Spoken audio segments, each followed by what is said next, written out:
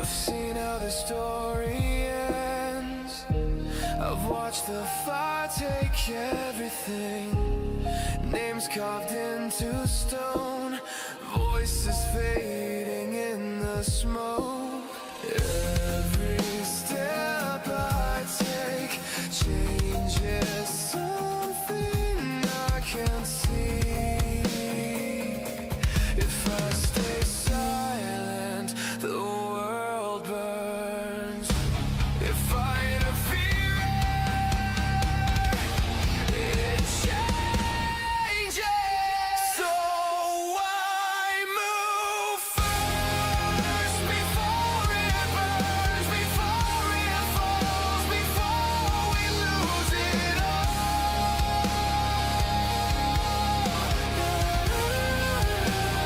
Manhwa in my hands, a dragon at my side. The fate is closing in, then I'll push back until it cracks, even if it costs me everything.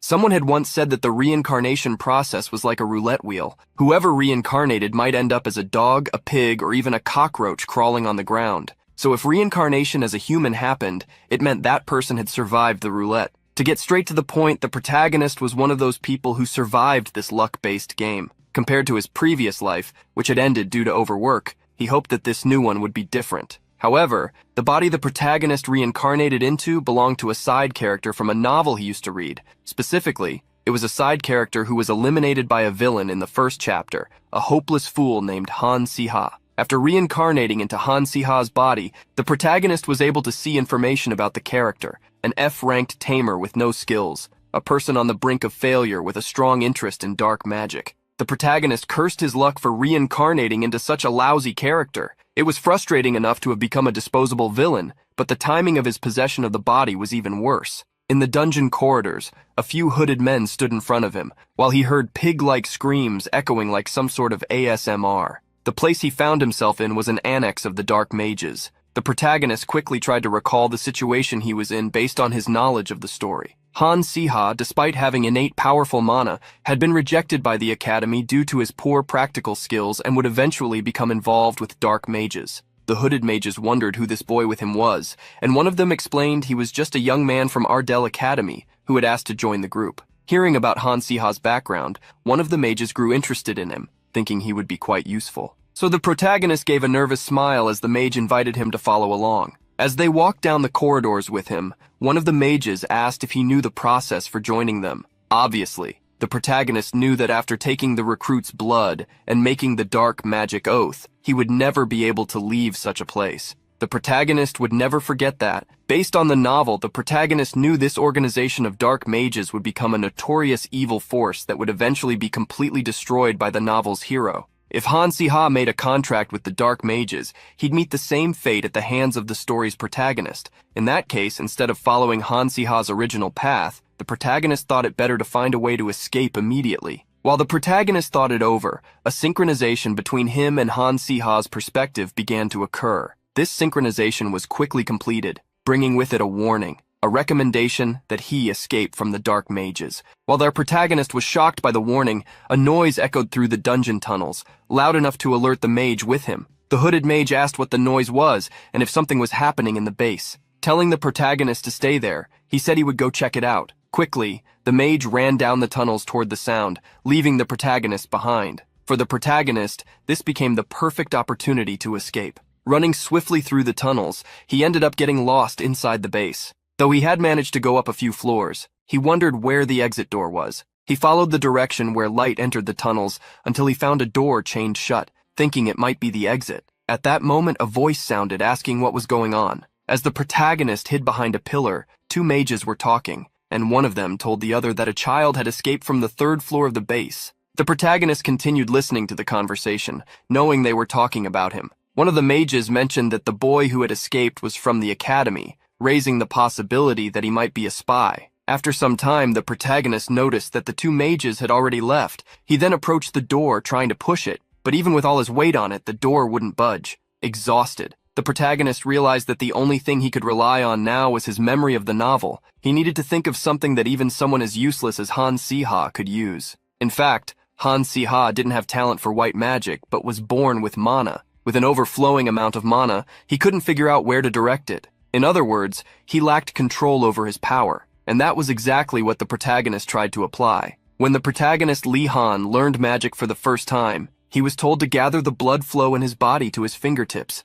So, with mana flowing to his hands, the protagonist hoped that Han Si-ha's body could withstand it. He then attacked the chains with the flow of mana. After the attack, he felt tired. He had managed to strike the chains, but his skill was still weak enough to have no effect. As he recovered, the footsteps of a monster sounded behind him. The creature, with fiery eyes and a red body, walked toward him. Hearing the steps, the protagonist panicked and turned around to see what was ambushing him. Thinking this would be his end, his thoughts changed a second later when he saw a small red reptile with a pair of wings on its back and a cute expression. The little monster approached the protagonist, tugging on his coat as if it wanted to climb up for a hug. The protagonist picked up the creature, which looked like a baby dragon, wondering what it was doing there and why the little dragon seemed to like him. Looking at the little dragon, the protagonist said he couldn't take it with him since he could barely take care of himself. As if it understood what the protagonist was saying, the little dragon looked scared, and in the next moment began to cry loudly, forcing the protagonist to cover its mouth to keep it quiet.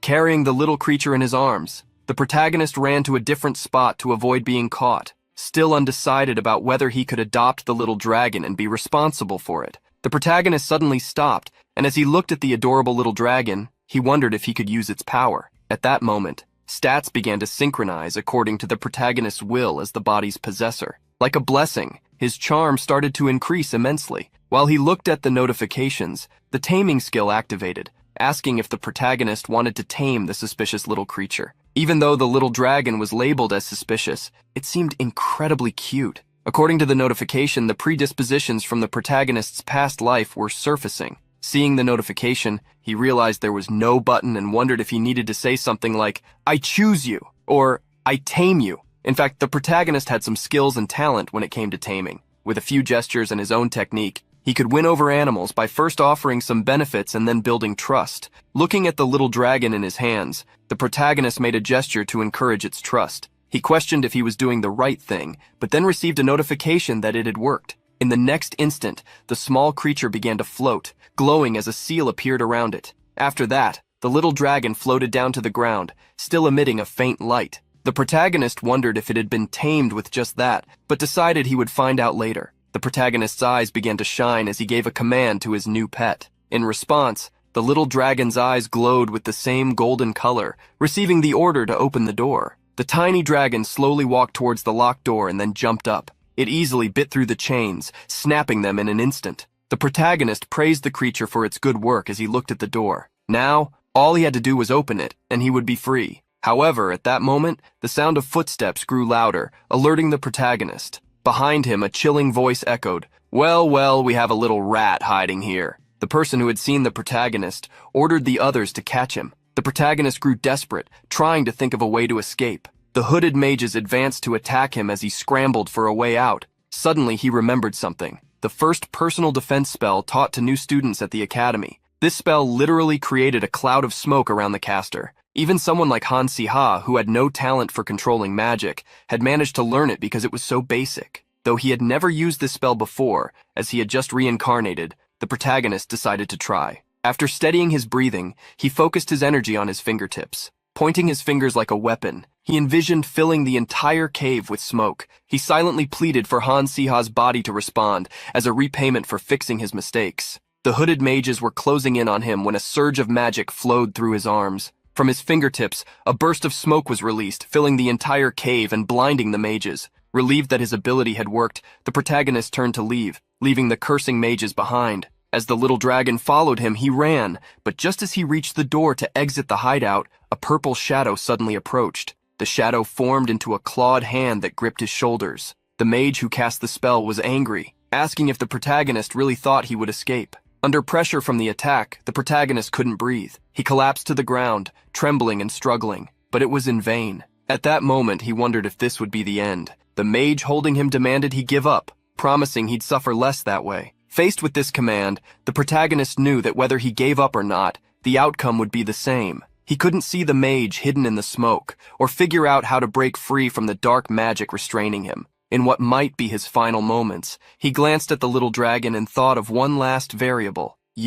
If you really want to get out of here with me, I'm sorry, but with my poor taming skills, I'll have to control you. So please, help me out here. The dragon was moved by his words, and both their eyes glowed with golden light. In the next moment, the dragon opened its wings, walking forward on its tiny paws while growling. It leaped to the cave ceiling and unleashed a sudden attack, a breath of flames that set the entire corridor ablaze where the dark mages were. Thanks to the dragon, the mage released his grip, allowing the protagonist to breathe freely again. The little dragon gave a snort, leaving the mages cursing the heat as it returned confidently to the protagonist. Jumping onto him, the dragon showed affection and received a neck scratch in return, settling comfortably on his shoulder. The protagonist, as promised, assured it they would leave together, just as soon as they got out of that miserable cave. Upon exiting the cave, the protagonist walked across an arid, desert-like land. With the hot sun beating down on him, he felt as though he had been walking for over an hour, seeing no one along the way. Even the little dragon seemed to be melting from the heat, despite its fire abilities. The protagonist hoped he wouldn't be caught by the dark mages in this situation. As he continued walking, he suddenly noticed something up ahead. A carriage was parked in the distance. He ran toward it, approaching the man driving the carriage. With the little dragon in his arms, he asked the man for a ride. Of course, the man wouldn't travel for free and asked if the protagonist had any money. Checking his pockets, the protagonist found a card, asking if the man accepted credits. It was a card for the young student sponsored by Ardell Academy. Although it was technically from abroad, it would probably be accepted there. The protagonist's eyes lit up hopefully, and his face broke into a smile when the man said he could board. As he placed his pet in the carriage before climbing in himself, he heard the man ask where they were headed. The protagonist paused to think. They had just escaped, but the dark mages might come looking for them, not wanting any information to leak. If he were discovered, it would be a tragic end. There was only one option. Although many people wanted him gone, the safest place he could be was the main setting of the novel, Ardell Academy. He shared this destination with the carriage driver, who began heading toward the academy. Not long afterward, a young woman with her hair tied in a ponytail and wearing glasses strolled through Ardell Academy. She, Selin, a second-year assistant teacher, was still impressed by the academy's grandeur, despite having seen it before. The luxurious marble floor, the elegant chandelier, and the students' uniforms all conveyed an air of prestige. However, seeing what was in front of her now, Selin appeared to be at a loss. A wooden carriage was entering the academy, and things only got worse. A young man, completely dirty and smelly, stepped out of the carriage, leaving Selin shocked as she wondered if a student like that could really exist at such a sacred academy. Despite the assistant teacher's thoughts, the little dragon poked its head out of the protagonist's uniform, giving her a cute smile, risking being hugged due to its overwhelming cuteness. The assistant teacher put a hand to her chin, trying to figure out who could already be tarnishing Ardell Academy's dignity on the first day of the semester. Looking closer, she realized it was Han Si-ha, the boy who couldn't control his innate magic and was on the brink of failure. The little dragon, who had poked its head out of the protagonist's uniform, was pushed back inside, hidden away by the protagonist as it protested. It hadn't been seen by Selin before because she had nearly knocked off her glasses in indignation. The protagonist looked at Selin, trying to figure out who she was, and then asked if he was late. Selin crossed her arms, replying that he was a bit late. She looked him up and down with a scornful gaze, deciding that if he were someone else, she might even escort him inside, but she didn't want to waste time on a potential failure. Besides, Selin remembered the rumors she had heard from a colleague about how strange Han Si-ha was. There were even whispers that he practiced dark magic with life-sized dolls every night. So to her, nothing good could come from getting involved with him. Selin then gave the protagonist a pat on the shoulder, telling him to hurry inside. Thinking the assistant teacher was being sincere, the protagonist smiled amiably as he thanked her, assuring that he'd be on time from now on. She was surprised by his smile as she watched him run into the academy. Now that he was in his second year,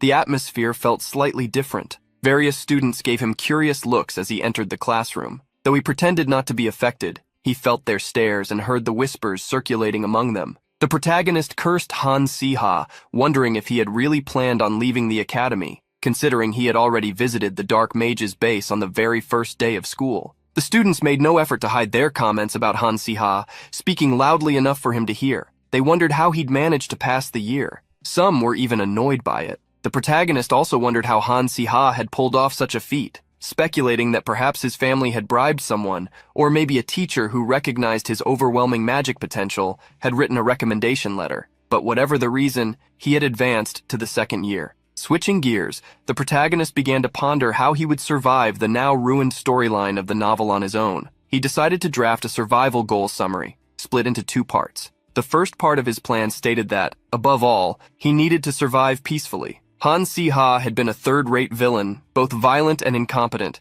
and had met a brutal end at the hands of the novel's protagonists. As the story progressed, the cause and the exact perpetrator behind his downfall remained hidden. Since the protagonist didn't know who was responsible, it would be best to live calmly and cautiously. Reincarnating twice due to overwork was far preferable to being buried alive. The second goal in his summary was to graduate from the academy safely. This was crucial since the protagonist still had to live in this world. Although Han Si-ha came from a wealthy family, his troubles had nearly led to his being disowned. Therefore, a diploma from Ardell Academy was an excellent fallback plan. With a diploma, he could conduct business and make a lot of money, as Ardell Academy graduates were highly sought after everywhere. Instead of getting entangled in a battle with the protagonists and sharing the same fate as the original Han Si-ha, he wanted to live the quiet life of a typical student, doing everything possible to avoid red flags. Just as the protagonist resolved this, the classroom door opened, and all the students quickly greeted the professor entering with a cane. The students recognized the professor and wondered if he would be in charge of second-year students.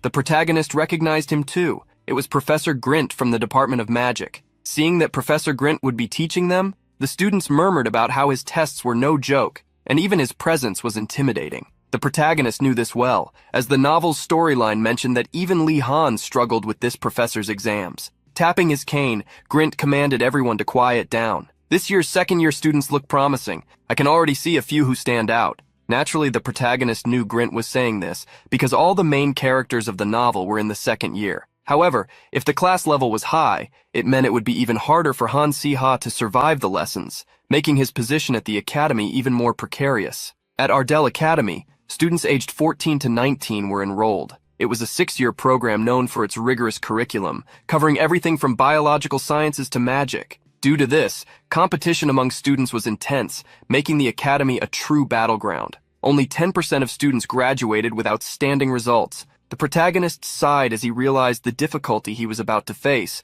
wondering how he could compete with the main characters. He recalled that, in the original story, Han Si-ha had used dark magic for quick advancement, but since he was committed to living a peaceful life, that method was out of the question. While the protagonist was lost in thought, he heard the professor say, "Of course, there are also many students who fall below the average. From the second year onwards, students without skills won't be able to advance." As he listened, the protagonist felt as if Grint was looking directly at him. The professor then announced that he would be outlining the entry exam schedule. Tapping his cane on the floor, he made images appear in front of each student. The protagonist was impressed to see Grint using illusion magic to project an announcement, realizing the level of magic at Ardell Academy. The announcement detailed that students would have to choose 3 subjects and present them both in written and practical form. What reassured the protagonist somewhat was the fact that students could freely choose the subjects, meaning they could select ones they were good at, making it easier to pass the exam. However, he knew that with Professor Grint, the exam wouldn't be that easy. Just then, the professor began explaining the rules for selecting subjects. Each subject has a limited number of slots and is filled on a first-come, first-served basis. The order in which each of you will choose will be determined by a random draw. The protagonist felt a jolt of apprehension. Having a lottery system in a magic academy was unusual, to say the least. Grint picked up a box, explaining that he had filled it with balls bearing each student's name. The protagonist sighed, wondering if Grint really intended to leave this up to chance. Knowing almost nothing about magic at the moment, he needed to be chosen as early as possible to secure his preferred subjects. Holding back his frustration, he watched as the professor began the draw. The protagonist grew tense as he heard the first name called. When the professor displayed the name on the ball for everyone to see, it read Han Si-ha. Seeing a student come down to where he was, Grint asked if he was Han Si-ha, to which the protagonist replied, yes. At that moment, an illusion appeared before him, displaying all the subject options. The protagonist decided to exclude the courses focused on practical skills, since he wasn't used to operating mana. He also set aside the subjects that hadn't been mentioned in the original story of the novel he had read. Even after excluding several subjects, the protagonist wondered why the remaining ones still had such difficult titles. He then noticed a subject called Hydrology Studies and Rituals. Although it seemed complicated by name, it was actually quite easy. Furthermore, it was a theoretical course, so if he memorized most of the information, he could do well. Two students nearby who were observing the protagonist choose his courses saw his choice of hydrology but decided to ignore him since he seemed to be setting the groundwork for them. The protagonist heard everything, knowing that such treatment was normal, considering it was the Han-Si-Ha they knew. Ignoring the others, the protagonist knew he should quickly choose the remaining subjects and return to his place. Suddenly, the protagonist spotted another subject that caught his attention for also seeming easy. After selecting the topics he would present, he went to the library to pick up some books. In his previous life, the protagonist had been a veterinary intern. Among the subjects presented by Grint, there were 3 that seemed similar to his specialization in veterinary sciences. The first, Hydrology Studies and Rituals, was written with the unique hydrological principles of the world. However, the protagonist could apply mathematical formulas he knew to this subject. The next 2 subjects, however, were Monster Anatomy and Basic Studies of Domestication and Behavior. Although the protagonist was concerned, since he had brought the little dragon with him in his backpack, he could make good use of it. Hiding the little dragon that wanted to come out, the protagonist knew that it wasn't the right place for it to appear, as there were many people around. If Han-Si-Ha had a baby dragon when he could barely handle mana, it would raise suspicions. The strange looks he already received were enough. More problems would be hard to deal with. Exiting the library, the protagonist took the little dragon to another place where it could run and play, the underground training dungeon of Ardell Academy. The protagonist had learned some theory in the library, so now it was time to synchronize the domestication between him and the little dragon. In the dungeon, the protagonist asked an attendant for a ticket to the beginner practice hall. The attendant stated that she would trust his entry, and while looking at the baby dragon, wondered if it was really right to bring a dragon into the beginner practice room. Ignoring that fact, she asked the protagonist for the names of the 2 entering. The protagonist introduced himself as the second-year Han-Si-Ha, but when it came to the dragon's name, he hesitated and actually asked the dragon what its name was. The little dragon made a goofy face, as if asking the protagonist to give it a name. Feeling pressured to choose a cool name for his pet, the protagonist thought of Yongari as an option, but the little dragon got annoyed. Changing his mind, the protagonist suggested the name of a prehistoric dinosaur, which made the dragon even more irritated. Seeing the little dragon's reaction, the protagonist thought a bit more and, for the first time, suggested a pleasant name, Basilisk. The little dragon seemed to shine with happiness at having liked the name. Seeing that the situation was resolved, the attendant stated that she would register the little dragon as Basilisk. She then said that a maximum of 2 people could enter the training room at a time, and currently, there was already 1 person inside. Showing some weapons, the attendant explained that there was no weapon rental system for students, and the options looked more like farming tools. The protagonist realized that all the free weapons were poor quality, but understood that it wasn't the time to be picky. He should be grateful for anything given to him for free. Picking up a few random items, he stated that he was ready. Thus the attendant opened the gate, connecting it to the beginner practice room, sending the protagonist and Basilisk inside. When the protagonist entered the training room, he was impressed. The interior environment was insane, like a miniature forest. As he walked among the trees, exploring the area with the little dragon, they both encountered monsters. Some small square slimes that, although they were low level, seemed indifferent to their situation. The protagonist then showed the slimes to Basil, and stating that they would blow them up, frightened the little dragon. Despite the initial scare, Basilisk's draconic instincts kicked in. The fearsome slimes from before turned into puddles of water in front of the little dragon's cute and sharp fangs. Seeing that Basil was doing well, the protagonist decided to practice too. However, while closing his eyes and grabbing a wand, he heard a sudden noise. A second later, a monster attacked the protagonist, who managed to react in time. By putting the shield in front of his body, he was able to block the incoming attack. Looking ahead, a horde of slimes was approaching,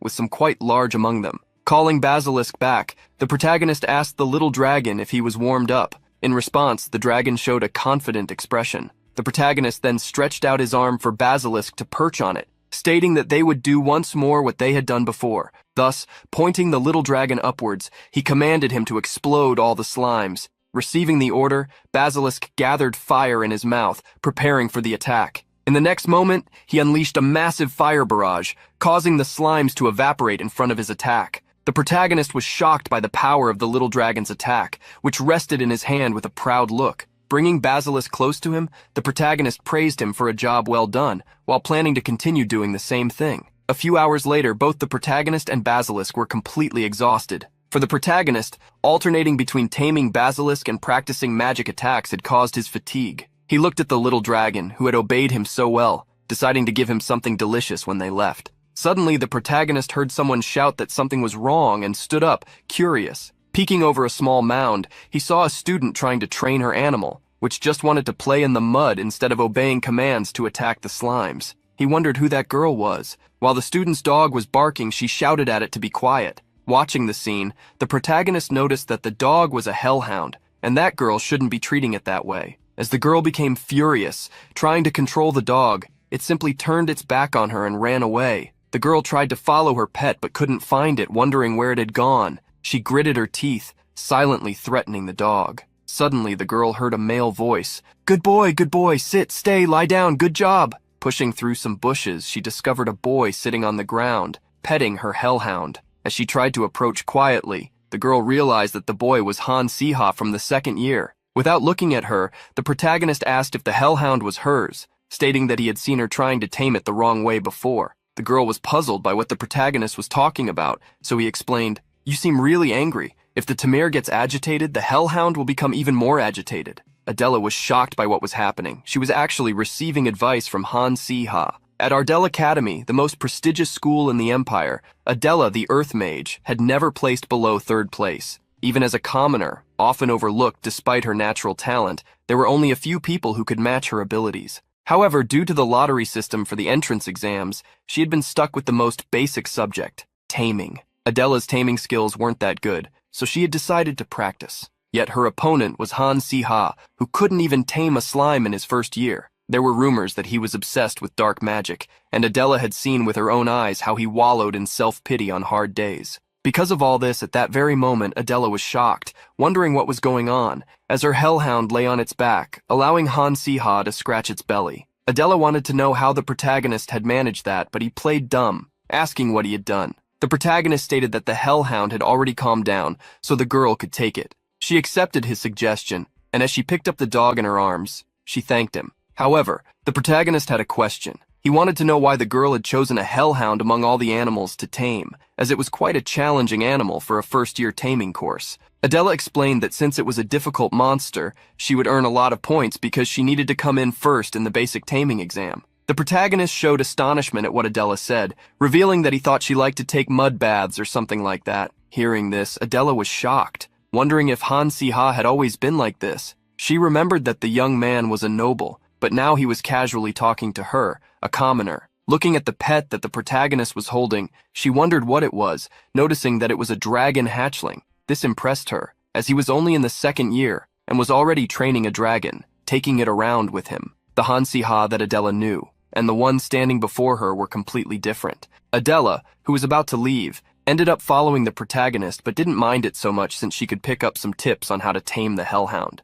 The two went to the place where the protagonist had been earlier. Upon arriving, they felt a dark energy as they encountered an army of square slimes. Apparently, the monsters had already regenerated after the cleanup the protagonist had done earlier. Grabbing her sword, Adela stated that they were in a training field and asked the protagonist to look at her, as everything would be over in one attack. The protagonist watched Adela closely as the various square slimes advanced toward her. Adela placed the sword on her shoulder and with a swing struck a slime. The slime was sent flying, causing destruction in its path due to the impact. Amid the cloud of dust raised, the protagonist commented that this was quite a rough approach. As Adela glared at him angrily, he asked if she was trying to bury the slimes alive. Irritated, Adela retorted if the protagonist wanted her to bury him along with the slimes. But before she could finish speaking, she was surprised to see a slime explode in the air. The protagonist had used an attack to hit the slime, commenting that the little monster was trying to attack Adela. To maintain her composure, she stated that she obviously knew that,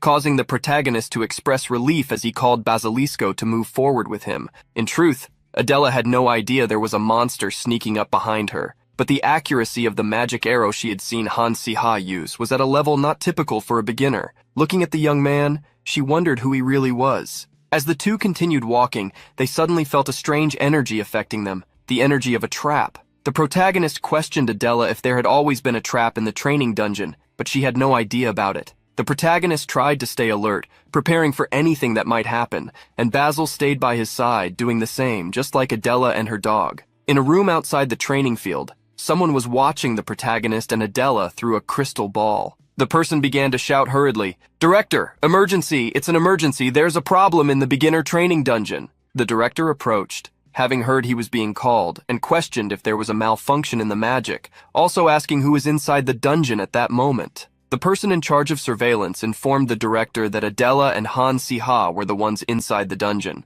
In response, the director put his hand on his chin while grinding his teeth, stating that this was bad news. If it were Adela, he believed she would be fine, but Han Si-ha was another story. A boy without talent or anything to offer stood no chance of surviving a malfunction in the dungeon. Inside the beginner training dungeon, Adela and the protagonist encountered something that looked like a giant slime. Observing the situation, the director commented, "If there's an error in the magic formula of the dungeon, the monsters will become abnormally powerful and larger than appropriate for the dungeon level. Han Si-ha's chances of survival are nearly non-existent." Before the assistants in front of him, the director showed a worried expression and instructed them to prepare. Inside the training room, the protagonist and Adela stood back to back, protecting themselves from the slime surrounding them. The girl was already irritated, especially because the goo from the defeated slimes was turning the grass into a burnt sort. Adela's temper seemed to be heating up more and more. "No matter how many times I defeat them, they keep coming. When I get out of here, I never want to see a slime salad in my life again."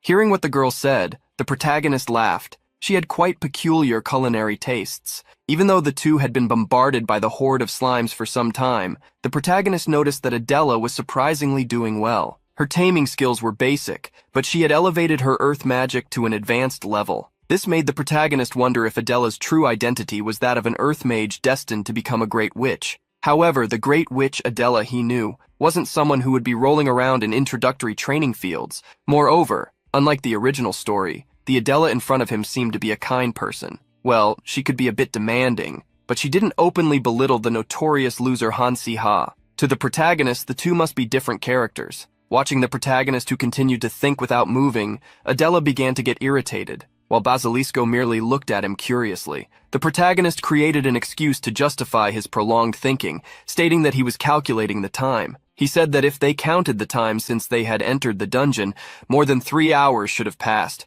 but there was still no news. So he questioned whether those outside knew they were trapped. Adela, however, stated that only 30 minutes had passed outside, so there wasn't much they could do since the internal time in the dungeon was designed to run slower, allowing them to train properly. Hearing this, the protagonist understood the predicament they were facing. Even if people outside had discovered their situation and were coming to rescue them, it meant they would need to defend themselves for a few more hours. Looking at the slimes, the protagonist stated that if they had to continue defending themselves there, it would be practically impossible for them to succeed. Upon hearing his words, Adela gritted her teeth, irritated by him saying such discouraging things, and asked if he was suggesting they should just sit and wait for the slimes to defeat them. Smiling, the protagonist shook his head. He then gave Adela a suggestive look, asking her to buy him some time.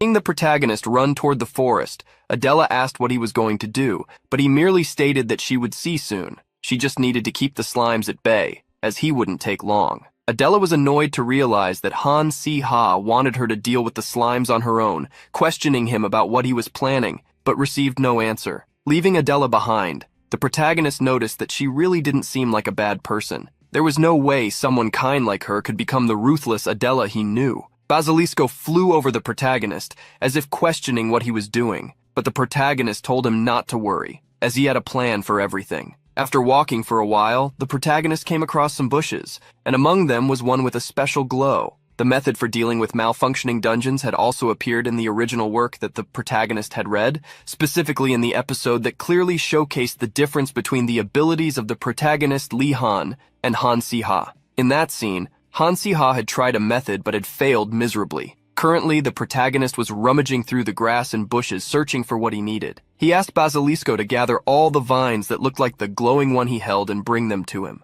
The method Han Si-ha had attempted to use had caused readers to curse him for the rest of his life, although the protagonist didn't think he deserved that much. While the protagonist collected the vines, Adela felt pressured by the slimes. She had already used a lot of magic, so she was nearing her limit, making her wonder what Han Si-ha was doing for so long. At that moment, the protagonist appeared behind her, stating that he was ready. Surrounding him was a barricade made from the vines he had collected. Seeing that, Adela was surprised. The protagonist smiled, asking her to stop being surprised and to enter the barrier he had created. The method the protagonist had used was simple. He planned to create a barricade and defeat all the monsters outside. The original Hansiha had tried this, but had overlooked two crucial points, which led to his failure. Fire and amplification magic were necessary. However, the protagonist could now control both. Stretching his wand forward, he made a flow of mana spiral upward into the sky. The mana took shape above the protagonist, transforming into a bow with several arrows.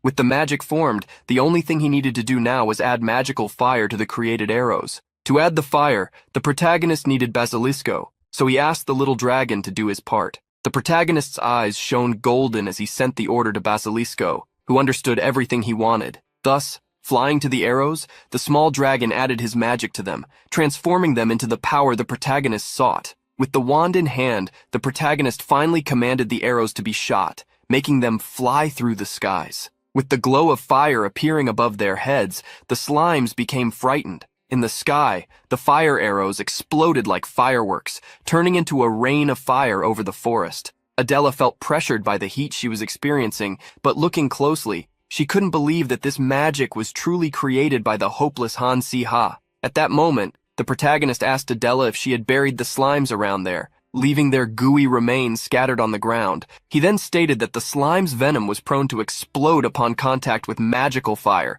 so in situations like this, it only took a little magic and a spark to resolve everything. Adela was surprised by the entire explanation, asking the protagonist if he had also planned for the fire rain not to fall inside the barricade. The protagonist liked her observation, revealing that the vines he had collected were resistant to fire. Standing inside the flame-proof barricade, the protagonist said they just needed to wait for everything to burn outside, while they could rest until the rescue arrived. Realizing that among all the people, it was Hansiha who had saved her, and that the nobles of the Ardell Academy typically didn't care about commoners, Adela wondered what the protagonist's motive was. Seeing Adela's gaze directed at him, the protagonist asked why she was looking at him that way, questioning if she was grateful to him. Showing her tsundere side, Adela stated that she was grateful, but only a little, because after all, he had saved her life. The protagonist then smiled, saying that if she was grateful, she should do him a favor. In response to learning that Hansiha wanted to ask for a favor, Adela felt uneasy, but said that if it was something she could do, she would. Otherwise, if it was something excessively repugnant, she wouldn't. However, the favor the protagonist asked for surprised Adela. He only wanted her to keep what happened a secret. I tamed your hellhound, got rid of all the slimes at once, and made a barricade out of vines. Everything that happened today, keep it a secret about how amazing I am. Adela felt the request wasn't bad. It was easy enough to handle, but something seemed off, as it said a lot about what kind of guy Hansiha must be. While Adela was busy with her thoughts, the protagonist walked around the field where the slimes had been defeated, collecting the orbs they had left behind. Not long after, the dungeon cleanup was vaguely addressed. The teachers, puzzled by the error that had occurred in the dungeon, said they would give a few items as rewards to the students who had closed the dungeon, even with major injuries, and even called them to the principal's office. The protagonist sat on a luxurious bench while resting, thinking that accumulating some items, like the ones he would receive, would be useful after graduation. However, that wasn't the most important thing at the moment. He called Basilisk, who, when summoned, trotted happily over to him, with a cute smile on his face. As Basilisk approached, the protagonist looked at the small dragon's status window, noticing that his fire breath skill had risen to level 3 from having been used so often the previous day. Additionally, Basilisk had also gained poison resistance, a skill that developed while dealing with the slimes. Although he didn't know what the dark mages were creating at their base, the protagonist was grateful to have found Basilisk, not just because he was a dragon, but because of his excellent talent, even as a hatchling. With an incredible growth rate, delicate control over his breath, and a vast amount of mana, he was becoming a formidable creature in every way. Now that the protagonist had this little one in his care, he promised to raise him properly. With Basilisk sitting beside him, the protagonist scolded him, saying he'd been through a lot of trouble because of him. He then showed him an orb, wondering if the small dragon knew what it was. As the dragon looked intently at the orb, the protagonist explained that it was a slime orb. Even though the short-haired girl he had met in the dungeon had treated such items as trash, they were actually quite powerful. The protagonist planned to offer these orbs for Basilisk to eat. Basilisk made a grimace at the slime orbs being offered to him, but the protagonist insisted they were delicious, trying to convince him to try them, saying that if he didn't eat them, he wouldn't know they tasted good. Although he claimed they were tasty, the protagonist himself would refuse to eat them for the rest of his life. Basilisk looked at the orb suspiciously, and after mustering some courage, took a bite, chewing it. The moment the little dragon began to eat the slime orb, he was horrified. Vomiting it all on the floor, he realized it tasted worse than he had suspected. The protagonist smiled. Despite realizing the orb must taste awful, the little dragon's stats still increased. The dragon, pouting over having received bad food, had his mana and poison resistance stats boosted. Slime orbs condensed the inherent abilities of slimes, raising the consumer's stats. Just one would cause a basic mana stat increase, something that would normally take time to improve. Although he hated the taste, Basilisk noticed the changes in his body, and gathering his resolve, dove into the protagonist's bag, attacking the slime orbs to eat them, as if his instinct to become stronger outweighed his appetite. Quickly, several stat increase notification windows appeared. Each notification made a sound that became music to the protagonist's ears as he sat and waited. Suddenly, he heard a knock on the door, and a second later, the short-haired girl jumped into the room, calling out for Han Si-ha. Noticing the protagonist's presence, Adela felt satisfied to find him. The protagonist was surprised by her presence and wondered if she too had been called to the dean's office to receive rewards. Adela wanted to ask the protagonist if he was okay with her taking credit for solving everything, as once they said she handled the slimes alone, she'd receive more items than him. The protagonist scratched his head, smiling, and asked if that was the only reason she was there. Saying he didn't mind, he also asked her to keep her voice down. For the protagonist, preserving his own life was more important than receiving items. A common student at Ardell Academy had closed a dungeon, and that student was Han Si-ha, who was on the verge of failure. If this news spread, rumors would arise, claiming he used dark magic and cursed tools, something he didn't want to be known for, unlike the original character from the novel. Unaware of the protagonist's thoughts, Adela became annoyed, saying that if he was doing it out of sympathy, he could keep it to himself. The protagonist was surprised by her assumption, and then replied that he didn't even know who she was well enough to feel sympathy for her. Adela was shocked, and quickly moved closer to the protagonist. "You don't know who I am? You don't recognize me? Seriously? Really?" Covering his ears to block out the girl's shouting, the protagonist asked if he was supposed to know who she was, and then asked for her name. The girl stared at him and for the first time introduced herself, revealing her name as Adela Stivia, making the protagonist's world crumble and shocking him to his core. Looking at the girl with arms crossed, the protagonist tried to process the information. Adela was the only great mage from a commoner background who consistently ranked among the top 3 at Ardell Academy, a main character who, in the original story, had cruelly buried Han Si-ha alive. Seeing his reaction, Adela asked if he recognized her now that he knew her name. The protagonist couldn't respond, as he was replaying all the foolish things he had said so far in front of the person who would cover his grave with dirt. His mind was overwhelmed, rethinking all his actions and wondering if they would lead him faster to his tragic fate. Realizing that Han Si-ha really hadn't known who she was, Adela said that as long as it wasn't sympathy he felt, she was fine with it. At that moment, she asked him if he looked in the mirror often. The protagonist didn't understand what she meant, so she dragged him to a mirror in the room, telling him to take a look and pointing out that she couldn't imagine anyone going to the dean's office for rewards looking like that. Looking at himself in the mirror, the protagonist was stunned. He looked utterly filthy and ragged. Seeing his reflection, he realized that anyone who saw him would find him repulsive. It dawned on him that everyone avoided Han Si-ha not because they feared him, but because he looked disgusting. While looking at himself in the mirror, the protagonist decided to fix his hair first. The next day, in the classroom as students began arriving and taking their seats, they noticed someone entering. At first, they didn't recognize the person, though he looked familiar, but noticing his hair color, they quickly suspected it was Han Si-ha. Several whispers echoed from the corner of the room, commenting that the handsome-looking guy couldn't be the filthy Han Si-ha, and that he looked like a completely different person. Ignoring the whispers, the protagonist sat in his seat, still hearing the comments that the original owner of his body seemed like a completely different person. Suddenly, someone approached him, asking if he was really Han Si-ha. A young man with red hair recognized him and asked if he'd used some polymorph magic or something like that, as he wanted to know as well. The protagonist noted the guy's hair color and, after thinking for a moment, recognized him as Creek, a young man from a commoner background. Driven by his inferiority complex about his past and his ambiguous talent, he would often act like a boss around Han Si-ha, trying to satisfy his desire for superiority.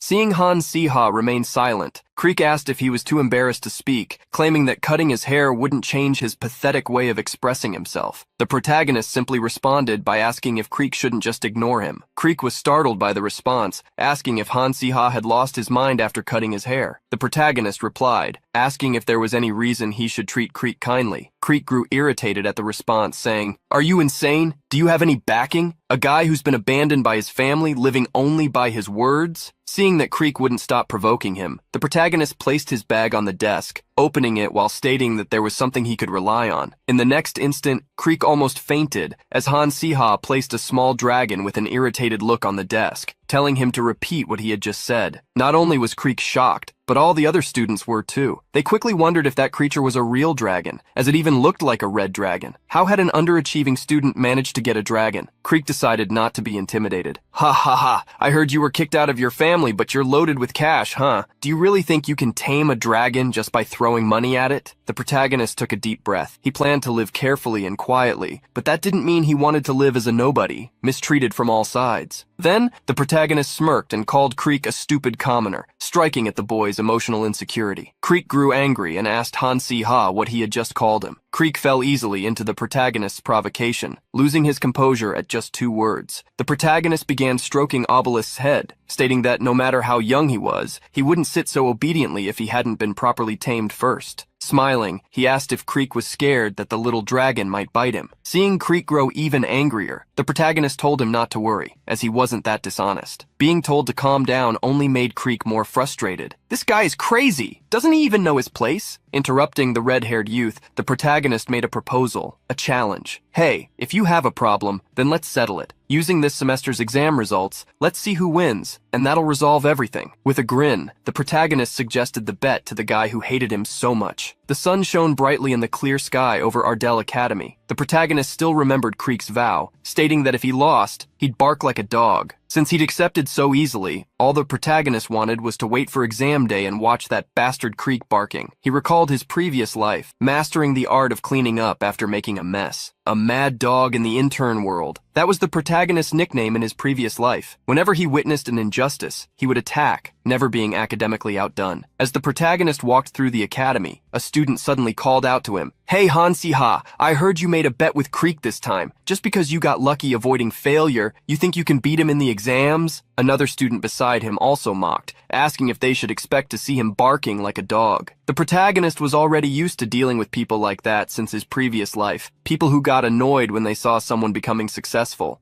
Then the protagonist turned around, heading toward the student who had spoken to him, asking his name. The boy tried to ask what Han Si-ha wanted, but the protagonist told him to shut up and say his name already. With an arrogant look, the boy declared himself to be the great Fabian Den Edwin, asking the protagonist if he didn't know who he was. The protagonist thought hard but remembered this character, a detestable royal who used his status to boss around weaker people, the ringleader of those who maliciously bullied the original Han Si-ha. The protagonist reached into his backpack, surprising Basilisk by pulling him out, and ordered the little dragon to bite the boy in front of him. Fabian was shocked to see the little creature he'd glimpsed earlier. Basilisk looked at him with eyes as if he wouldn't harm a fly, but in the next moment, he jumped at Fabian, who, terrified, tried to run, but there was no escaping the little red dragon, and Fabian's screams echoed throughout the academy. A few days later, the protagonist sat exhausted on the floor in front of Adela in a training room. Adela then commented that she'd heard some rumors about him lately and cautioned him that, even if he didn't care, it would be wise not to mess with the royals for his own safety. Understanding what Adela was talking about, the protagonist explained that they had started the fight. He just retaliated. Previously, Adela had thought he was just a brawler picking on commoners because he was a noble, but apparently, he sent his little monster to bite even the nobles who bothered him. In the end, she thought this made him even cooler. Sighing, she asked if Han Si-ha really didn't have any plan. The girl, now with her hair tied back, remarked that all the nobles seemed to lose their sense of fear or something, using Han Si-ha as an example, sending Basilisk to bite people and making a bet with Creek. She wanted to know why he'd be challenging Creek in an exam when he didn't even have refined magic. Extending a hand to help him up, she stated that he was being reckless, asking what he would do if she weren't helping him. Accepting her hand to stand, the protagonist recalled that Adela was also learning taming techniques from him in exchange for helping him with magic. Changing the subject, Adela mentioned that this would be their last training, and if he managed to beat her, he'd also be able to beat Creek. The protagonist eagerly gripped his wand, declaring that this time, he wouldn't be pushed around as easily as before. Starting the battle training, Adela cast a stone magic that created a towering mountain reaching the sky, while the protagonist quickly conjured a magical barrier. Their duel escalated quickly, causing large explosions. thus concluding the training. As time passed, the day of the semester's opening exams finally arrived. At the evaluation center, Professor String was holding a clipboard, calling Adela, who entered with her hellhound. She completed her practical presentation for her chosen course in just over 5 minutes, receiving an A grade. Thanking the professor, Adela also praised her hellhound, which wagged its tail happily in response. The protagonist watched the entire presentation of the girl who, not long ago, was struggling with her hellhound, but with a bit of guidance, managed to tame it perfectly. He knew he could do better, thanks to his memory and experience from his past life. But Adela was different. For someone practically new to the art of taming, she had shown great talent. Naturally, that was something a main character would accomplish. Not long after Ha was called, the protagonist stepped onto the stage with Basilisk resting on his head. The taming test for the semester's opening exam was conducted inside a magic cube. The student had to make their tamed monster fight a virtual monster of matching level. The test result was simple. If the student won the fight, they passed. After choosing Cube B, the test began. Entering the cube with Basilisk flying at his side, the protagonist gripped his wand, ready. Soon, the monster they would face appeared. The creature was long, with blue, scaly skin. Its face and protruding tongue were identical to a snake's. Recognizing the creature, the protagonist realized it was an Adeptheon. The Adeptheon was a serpent-type monster the original protagonist, Lee Han, had first encountered in his 3rd year. The unique presence of this monster was intimidating, described in the novel as having a size that made its opponent feel as if they'd be crushed just by colliding with it. The protagonist smiled, telling Basilisk not to be afraid. Noticing the little dragon's surprise, he asked if Basilisk wanted to give it a shot, to test his strength after consuming all the slime orbs. Basilisk was a bit hesitant about fighting such a monster, but seeing his master's confidence, he accepted. The protagonist instructed Basilisk to approach the Adeptheon, knowing that snakes usually had their weak spots in the eyes, and decided to fight based on that. As Basilisk advanced, the protagonist cautioned him to be careful of the giant snake's attacks. He then began casting a spell to distract the snake. Following the protagonist's command, Basilisk moved behind the snake, always waiting for an opportunity to close in. Finally, after a few minutes, he managed to climb up the Adeptheon's body, heading toward its blind spot. Thanks to this, Basilisk got close enough to face the monster head-on. At the protagonist's command, in this moment of opportunity, he used his fire breath, attacking the giant snake's eyes like a laser. With the mighty attack from the little red dragon, the Adeptheon collapsed to the ground. Victorious, Basilisk calmly walked back to the protagonist.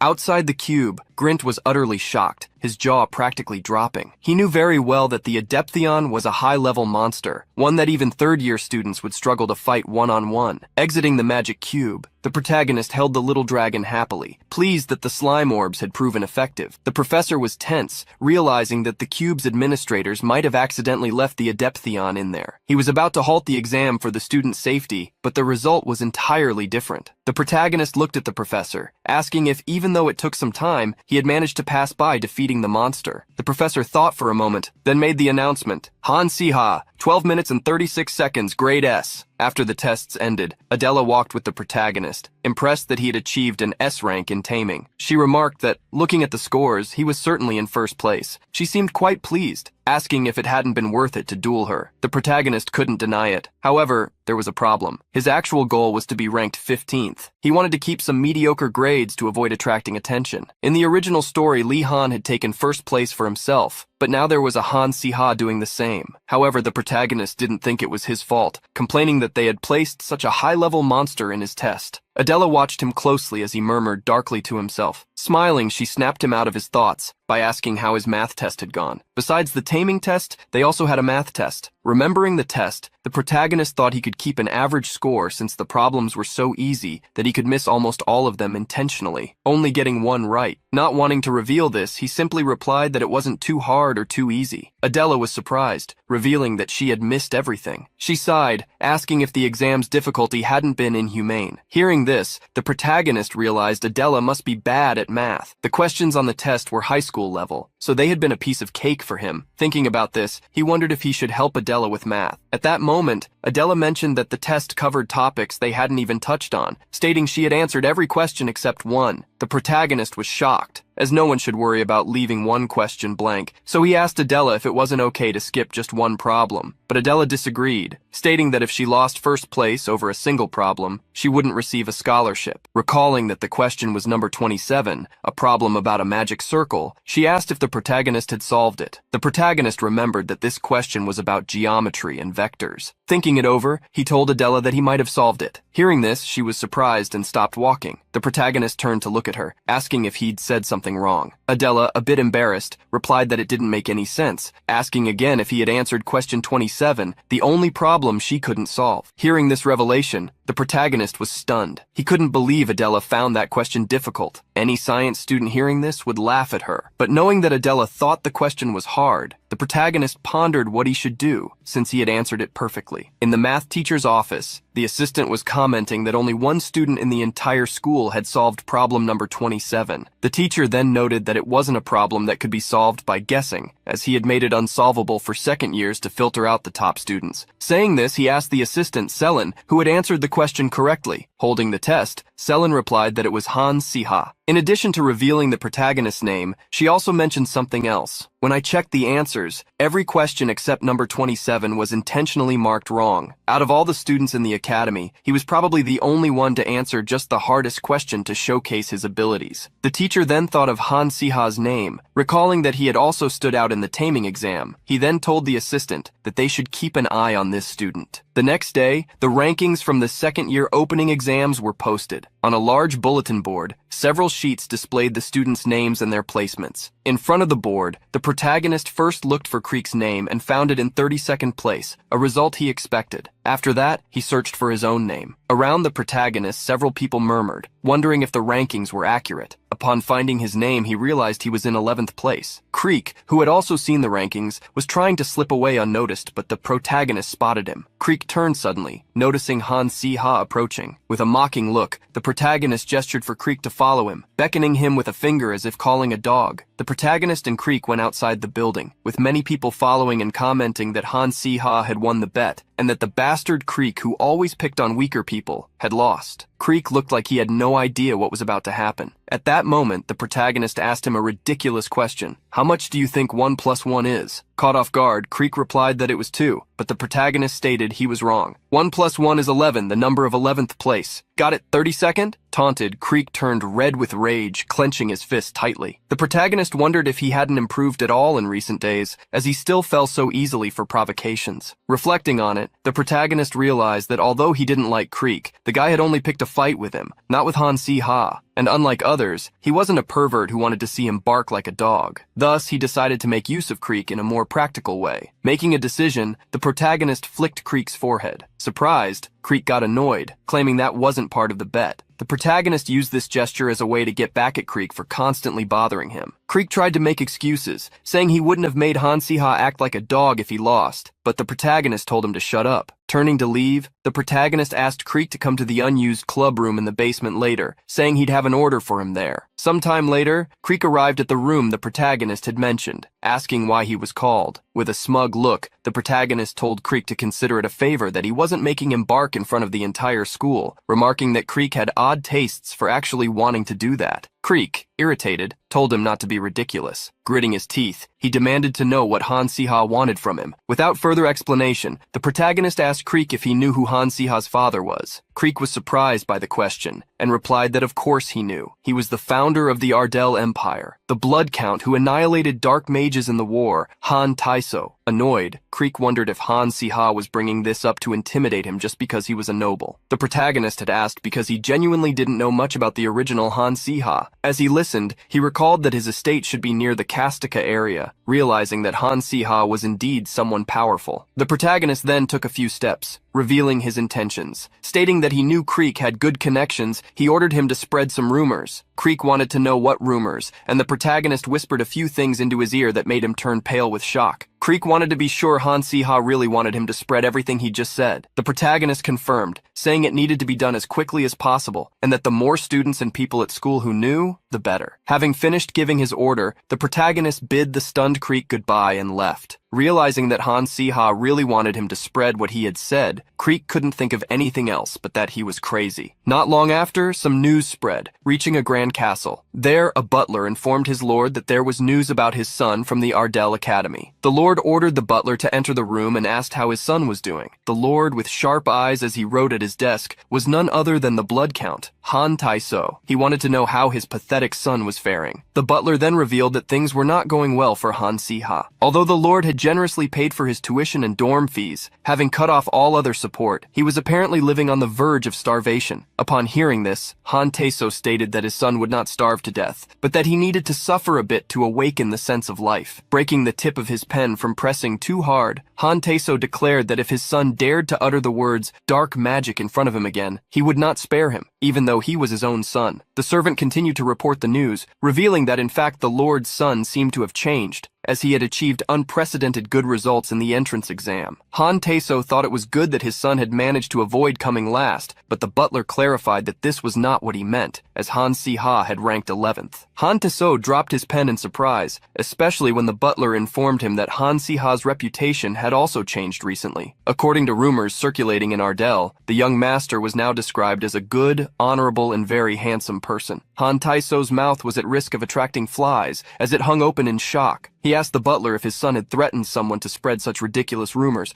but laughing, the butler said that this was impossible. Little did he know Han Tai-so was right. As the butler bowed to Han Tai-so, he affirmed that one thing was certain: Han Si-ha had definitely changed. Han Tai-so frowned. Until now, he had always been strict and severe with his son, trying to make him stop dabbling in dark magic. But if he was truly changing, the situation was also changing. This is good news, since he is the one who will inherit the Kastika estate. Han Tai-so suddenly stood up, leaving the documents he was writing on the desk. With a smile, he told the butler that if his son was assigned to the magic department in the upcoming advancement ceremony, he should inform him that all financial support would be reinstated. In front of a machine, the protagonist was gathering some items. In his hands, there was a document with a receipt for the amount he had received. Although he had thought he would only receive part of the allowance that had been cut due to his recent exam results, the amount he received was enough to last the entire semester without him having to lift a finger. The protagonist thanked Count Han Tai-so for being a man of value and honor. He had certainly been impacted by the rumors spread by Creek. At that moment, someone called for the protagonist. Adela, standing next to him, reminded him that they needed to go to the auditorium because the advancement ceremony was about to begin. With Adela calling out, the protagonist remembered the commitment. At Ardell Academy, second-year students were assigned to departments that matched their aptitudes. In the magic department, students could study a wide range of magical skills, along with many opportunities for hands-on experience. The natural sciences department combined research, experiments, and academic elements with magic. The theology department used magic for spiritual abilities, such as prophecies and divination. Finally, the necromancy department was the only place in the Ardell Empire where dark magic could be legally studied, specializing in combat. In the auditorium, the students were lined up as Dean Wernest welcomed them, stating that the ceremony would now begin. When your name is called, please come to the stage and place your hand on the magical die. The magical die was a tool that detected the students' innate tendencies and aligned their courses with them. The protagonist remembered that, in the original story, Han Si-ha had been assigned to the necromancy department. His desire to destroy the students who had ignored him using dark magic was fulfilled. However, in the end, it led to his miserable defeat. The protagonist wondered if the die would give the same answer again. Although Han Si-ha's statistics had been adjusted to match the protagonist's tendencies, he didn't know what would happen. After all, the things he had done in recent days couldn't be considered purely good. However, he hoped not to end up following the same path as the original story. The dean immediately called the first person. First place in the advanced classes, student Lee Han, aiming for the magic department. The dean had called the original protagonist, who as he walked toward the stage was observed by girls with smiles in their eyes, and young men who were impressed by his having come in first place again. The protagonist, in Han Si-ha's body, gave a proper look at Lee Han, the protagonist of the Skaldami work. A handsome young man with black hair. His appearance was unreal, as if he had been blessed with the main character's buff. As Lee Han placed his hand on the cube, the protagonist thought about how unfair life was. He wished he had reincarnated as Lee Han instead of as Han Si-ha. After Lee Han placed his hand on the cube, it glowed with a red color. The dean then revealed the result, stating that student Lee Han had been assigned to the magic department. The protagonist had already expected rejected this assignment and watched as Lee Han bowed to the dean. The dean then called a girl named Solia Arkanent, a young woman with white hair and purple eyes who had a depressed look. The protagonist knew Solia, the light mage from the original work, a genius among geniuses and the protagonist's closest ally in the story. The result of her assignment was obvious. She was assigned to the magic department. The protagonist smiled, not surprised by the outcome. The following assignments continued in order of ranking. Student Seymour Parker was called and assigned to the necromancy department. Student Yoon Ha-yul was assigned to the theology department. The protagonist heard several familiar names, all of characters who supported the protagonists, as the assignments were being made in order of ranking. Finally, student Han Si-ha was called. The protagonist walked to the stage, climbing the stairs that led up to it. In the protagonist's memories, 3 years from then, the dark mages from the necromancy department would gather to start a rebellion and take over Ardell Academy. However, they would be completely defeated by the protagonist's group in the story. As he climbed the stairs and headed for the cube, all the protagonist wished for was not to be assigned to the necromancy department. As the protagonist placed his hand on the cube, some people commented on how he had changed, just like the rumors, while others wondered if he would go to the necromancy department or not, since there were rumors about him using dark magic. The magic cube spun, rose into the air, and then descended into the protagonist's hand, revealing its red color. The dean gritted his teeth upon seeing the color that appeared, unable to believe what he was witnessing. Nevertheless, he announced the result. Student Han Si-ha assigned to the magic department. Avoiding the necromancy department, the protagonist celebrated. Sometime later, several whispers spread throughout the academy. The protagonist could feel the gazes directed at him from all sides. Half of the students seemed curious as to why someone like him wasn't in the necromancy department, while the other half, those who used to say Han Si-ha was involved with dark magic, stared at him, wondering why he wasn't in the necromancy department. In the end, everyone was thinking the same thing. However, one person had a different thought. Running up to the protagonist, Adela congratulated him, saying that now they would see each other in the magic department from then on. The protagonist joined the girl, who was obviously in the magic department, and asked if she was hoping he'd be assigned there too. Adela smiled, blushing, and said yes. Seeing her reaction, the protagonist was shocked. Adela then asked why Han Si-ha was acting that way, and also blushing, the protagonist asked her to give him a thumbs up next time instead of smiling like that. Not understanding the protagonist's comment, Adela explained that if he went to necromancy, they would always be fighting, and he would lose to her every day, but that she didn't want to beat him because he had helped her. Hearing such an explanation, the protagonist wondered if that was really the case. While the two were talking, someone was watching them. That person then approached Han Si-ha and called him. The protagonist recognized the voice, and as he turned around, he realized it was Lee Han, who came to congratulate him for being assigned to the magic department as well. Seeing Lee Han approach, the protagonist wondered why this guy, of all people, was talking to him. Lee Han was curious to know if Han Si-ha had always been interested in the magic department, revealing that he was surprised. He then extended his hand to the protagonist, saying he was looking forward to working with him. Feeling strange under Lee Han's gaze, the protagonist shook his hand, responding to the greeting. At that moment, Lee Han asked if Han Si-ha was feeling better and moved closer, revealing that he had heard he had been trapped in a dungeon before the practical exam, which startled the protagonist. Pulling away and letting go of the protagonist's hand, Lee Han remarked that it was incredible that, even with Adela there, an ordinary student had survived a dungeon with mistakes, expressing curiosity about what kind of magic he had used. The protagonist gritted his teeth, as the incident should have been kept a secret by the teachers. Lee Han was so meticulous it was hard to read him. He had an attitude that significantly boosted his confidence, typical of a web novel protagonist. In summary, he believed that any evil force should be eradicated. The protagonist realized that Lee Han must have already suspected that he could be a black mage who needed to be eliminated. After Lee Han left, the protagonist went to a bulletin board. From there, he followed the directions to the new dormitory that had been built. Upon arriving at the dormitory, the protagonist was impressed, as the interior was like a 5-star hotel. Entering the dorm room, he looked around, wondering where his room was. Finally, he found room 203 in Building A. The protagonist then went to the room, but when he opened the door, he found someone inside, who was surprised to see Han Si-ha. The young man with orange hair was so shocked that he shouted, asking if the protagonist was really Han Si-ha. With an exhausted look, the protagonist confirmed that was his name. The young man in front of him had an excited look, saying that he was now rooming with the superstar of the promotion ceremony, the famous second-year student who made Creek bow and even made someone from the royal family cry. Hearing such a description, the protagonist wondered if that was really true. After the promotion ceremony, Fabian Den Edwin was complaining about how he, from the royal family, was in necromancy, while the protagonist was in the magic department. At that moment, the protagonist gave him a small shock,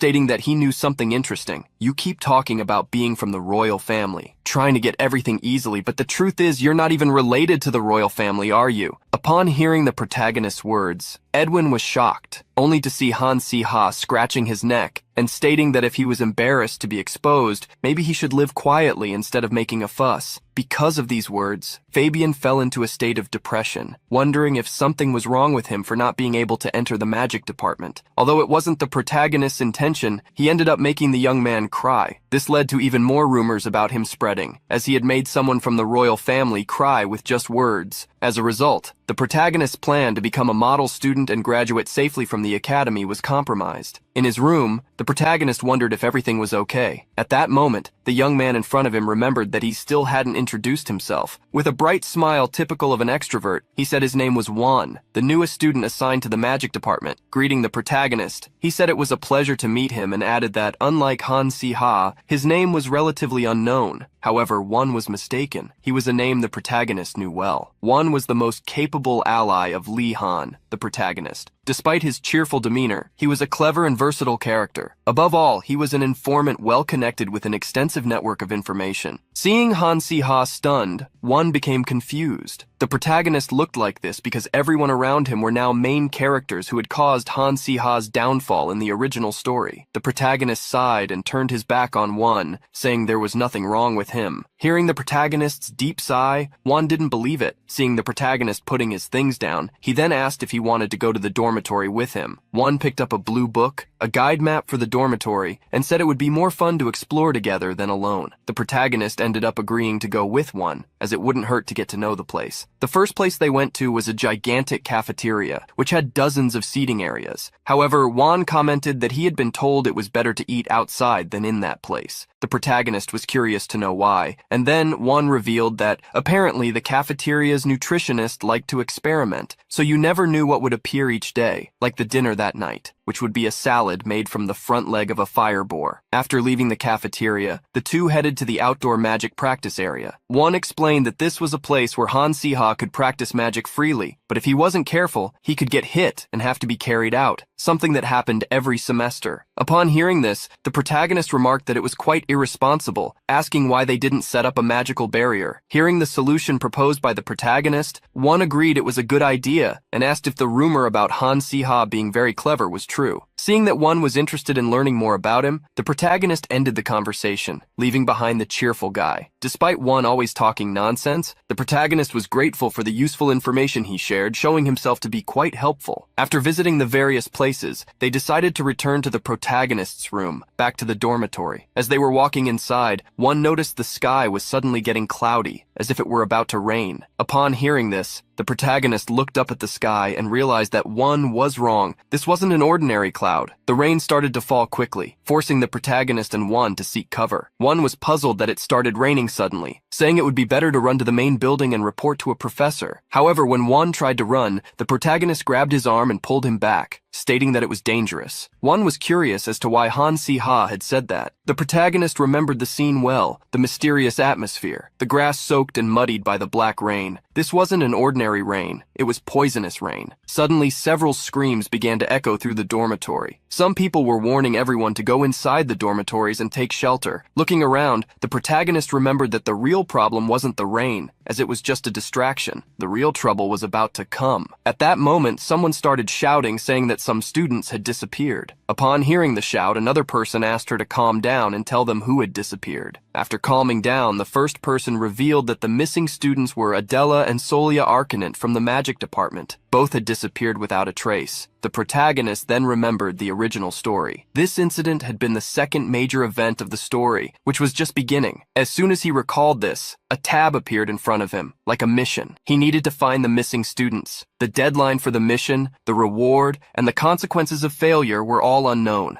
The second main episode, the dormitory kidnapping incident, had begun. The second main episode was about a mission to find the missing students. Within a dense forest among the trees, the two girls who had been kidnapped were tied to a giant tree. Adela was furious because she couldn't break free. Solia, however, maintained a calm expression and told Adela not to struggle, as the vines binding them wouldn't loosen easily with mere force. which only made Adela angrier for not being warned sooner. Solia looked around, stating that she was searching for weaknesses, but hadn't found any solutions yet. Adela sighed, realizing there wasn't much they could do. She still wondered what the person in the black cloak wanted by imprisoning them inside a giant tree and then simply leaving. She believed she hadn't done anything noteworthy to attract attention and become a target for rescue. Unlike Solia, who seemed to hold a privileged position, Adela was just a commoner, without a prestigious family or connections. Being trapped again reminded Adela of when she had been stuck in the dungeon due to a mistake. She wondered what Han Si-ha would say if he were in her situation. As she smiled, Adela realized her own thoughts and became quite annoyed, trying to convince herself that Han Si-ha was probably asleep in the dormitory at that moment, unaware of the situation she was in. Seeing Adela's frustration, Solia wondered why she kept trying to break free, even after her warning. Solia then called out to Adela, saying she had a theory. Looking around, she observed that the tree they were tied to seemed weak against light. Adela looked up and, through the opening in the tree trunk, saw a dark mist covering the sky. It was the same mist she had seen before being kidnapped. Without explanation, Solia continued explaining her theory. This seems to be a place to test our patience. Even the vines of the tree binding us, if there's a special reason everything was done intentionally, this place is not normal. Adela revealed that she had been pondering why they were in such an isolated place, and seemed impressed that Solia had noticed the tree's vulnerability to light. Having figured out what was going on, Solia stated that she would take care of the situation, as both the magic that bound them and the acid rain created by the students were definitely dark magic. The most effective magic against dark magic was light magic, and Solia mentioned an ability she had, the purification of the earth. Adela had heard that Solia's earth purification ability was only at a second-class level, but perhaps in a confined space like where they were, the ability would work. She then decided to trust Solia to free them both. Hearing Adela allow her to take charge, Solia let out a sigh before beginning to recite the magic incantation. For the peace of the earth, for the well-being and blessing of the land, I command you. As Solia chanted the incantation, a golden light glowed around her body, illuminating the entire inside of the tree. Adela was amazed by Solia's magic, wondering if it would work. However, before Solia's magic could be fully activated, a dark energy surged into the tree. The one who had created that energy mocked Solia, telling her not to bother with foolishness, and attacked. The dark magic energy pressed against the light surrounding Solia, causing her to cry out in pain. The light around Solia faded due to the exhaustion she felt while trying to protect herself. Streams of malevolent energy flowed around her as its creator taunted, asking if she really thought her magic would work. No matter how much potential you seem to have, in the end you're just a couple of second-year students. The dark energy inside the tree quickly made it difficult for Solia to breathe. The black mist invaded her mind as if her thoughts were being corroded. Suddenly, a small tree with a grin appeared inside the giant tree, offering Solia a proposal. The creature claimed it could help her restore the fallen Arcanant family. Solia was frightened upon hearing the offer. The owner of the grin on the tree continued to attack Solia mentally while demotivating her. You've struggled hard, lost everything suddenly, and then entered the academy, didn't you? You fought tooth and nail, but now you're reaching your limit, right? I have the power to easily revive your family. Isn't this an offer you can't refuse? With her mind completely dominated, Solia's eyes became empty as she thought about her family. At that moment, Adela shouted at the young girl, "Are you crazy? Get a grip! Do you think you're the only one who's had a hard life?"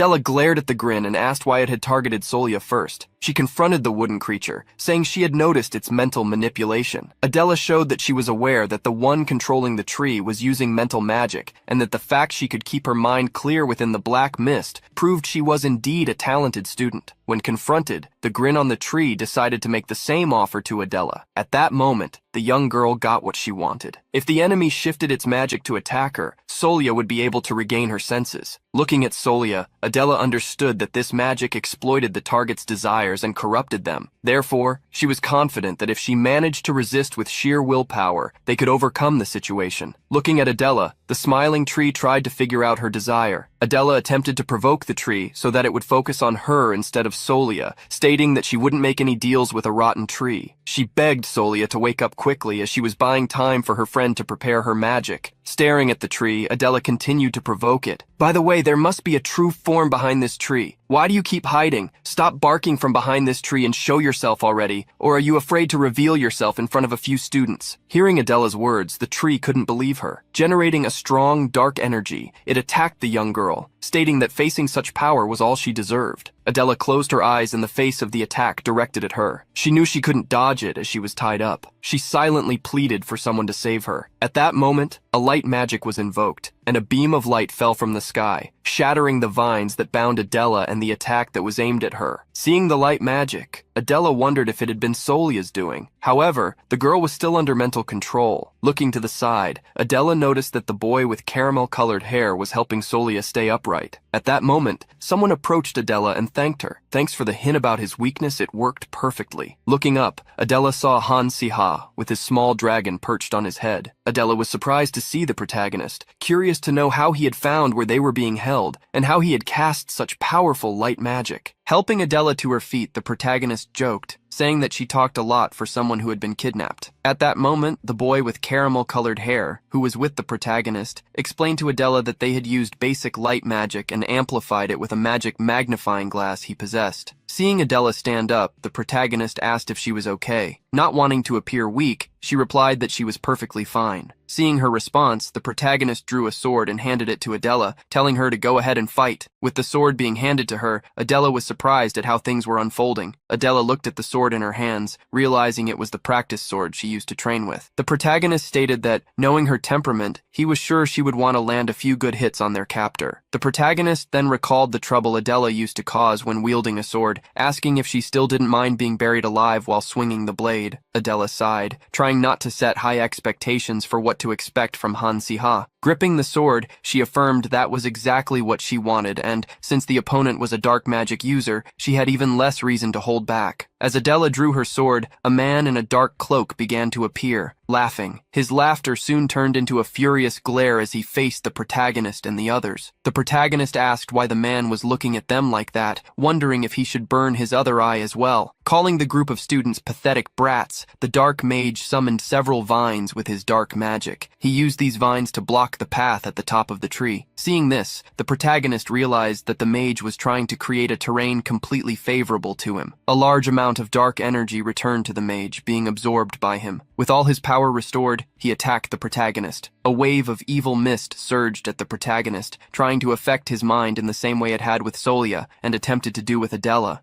Man seemed to know who Han Siha was. A useless insect, abandoned even by your own family, a complete failure who couldn't graduate. Despite trying to resist, you're even more compatible with dark magic, aren't you? The protagonist felt the mage's whispers gnawing at his mind. It made him wonder if this was what they called mind control magic, given how unpleasant it was. However, what the protagonist did next surprised the dark mage. He broke free from the spell. The mage had been using fragments of Han Siha's memories to speak to him, but that kind of magic didn't affect him. The protagonist sighed as he fanned himself, dissipating all the dark mist around him. The dark mage was desperate, questioning how his mind control magic hadn't worked, since the conditions were perfect. The protagonist smirked wickedly at the man, explaining the reason. That's because you're weak and I'm not. Being belittled, the mage gritted his teeth as he cursed. The mage had already fused with the tree, as if it had become a part of him. According to the protagonist's memories of the story, the grotesquely massive baobab was actually a hybrid created by dark mages by modifying a healthy sapling. It enhanced mental magic, making it a perfect match for the mind control spells of dark mages. However, dealing with such a situation wasn't too difficult. Like most psychic monsters, they had low durability despite their abilities. Looking at Adela, who was handling the vines and dark energy, the protagonist wanted to confirm with her if the tree was indeed weak to light. With Adela's confirmation, he reminded her that trees were also weak to fire. Adela didn't understand what Han Siha meant, but at that moment, the protagonist summoned Basilisk, his small dragon. The dark mage anticipated what was about to happen and tried to cast a dark spell to protect himself, but the little dragon in the protagonist's arms unleashed a blast of fire. The fire clashed with the dark magic-infused vines created by the mage, causing a massive explosion. The explosion threw the protagonist backward, slamming his back against the wall of the giant baobab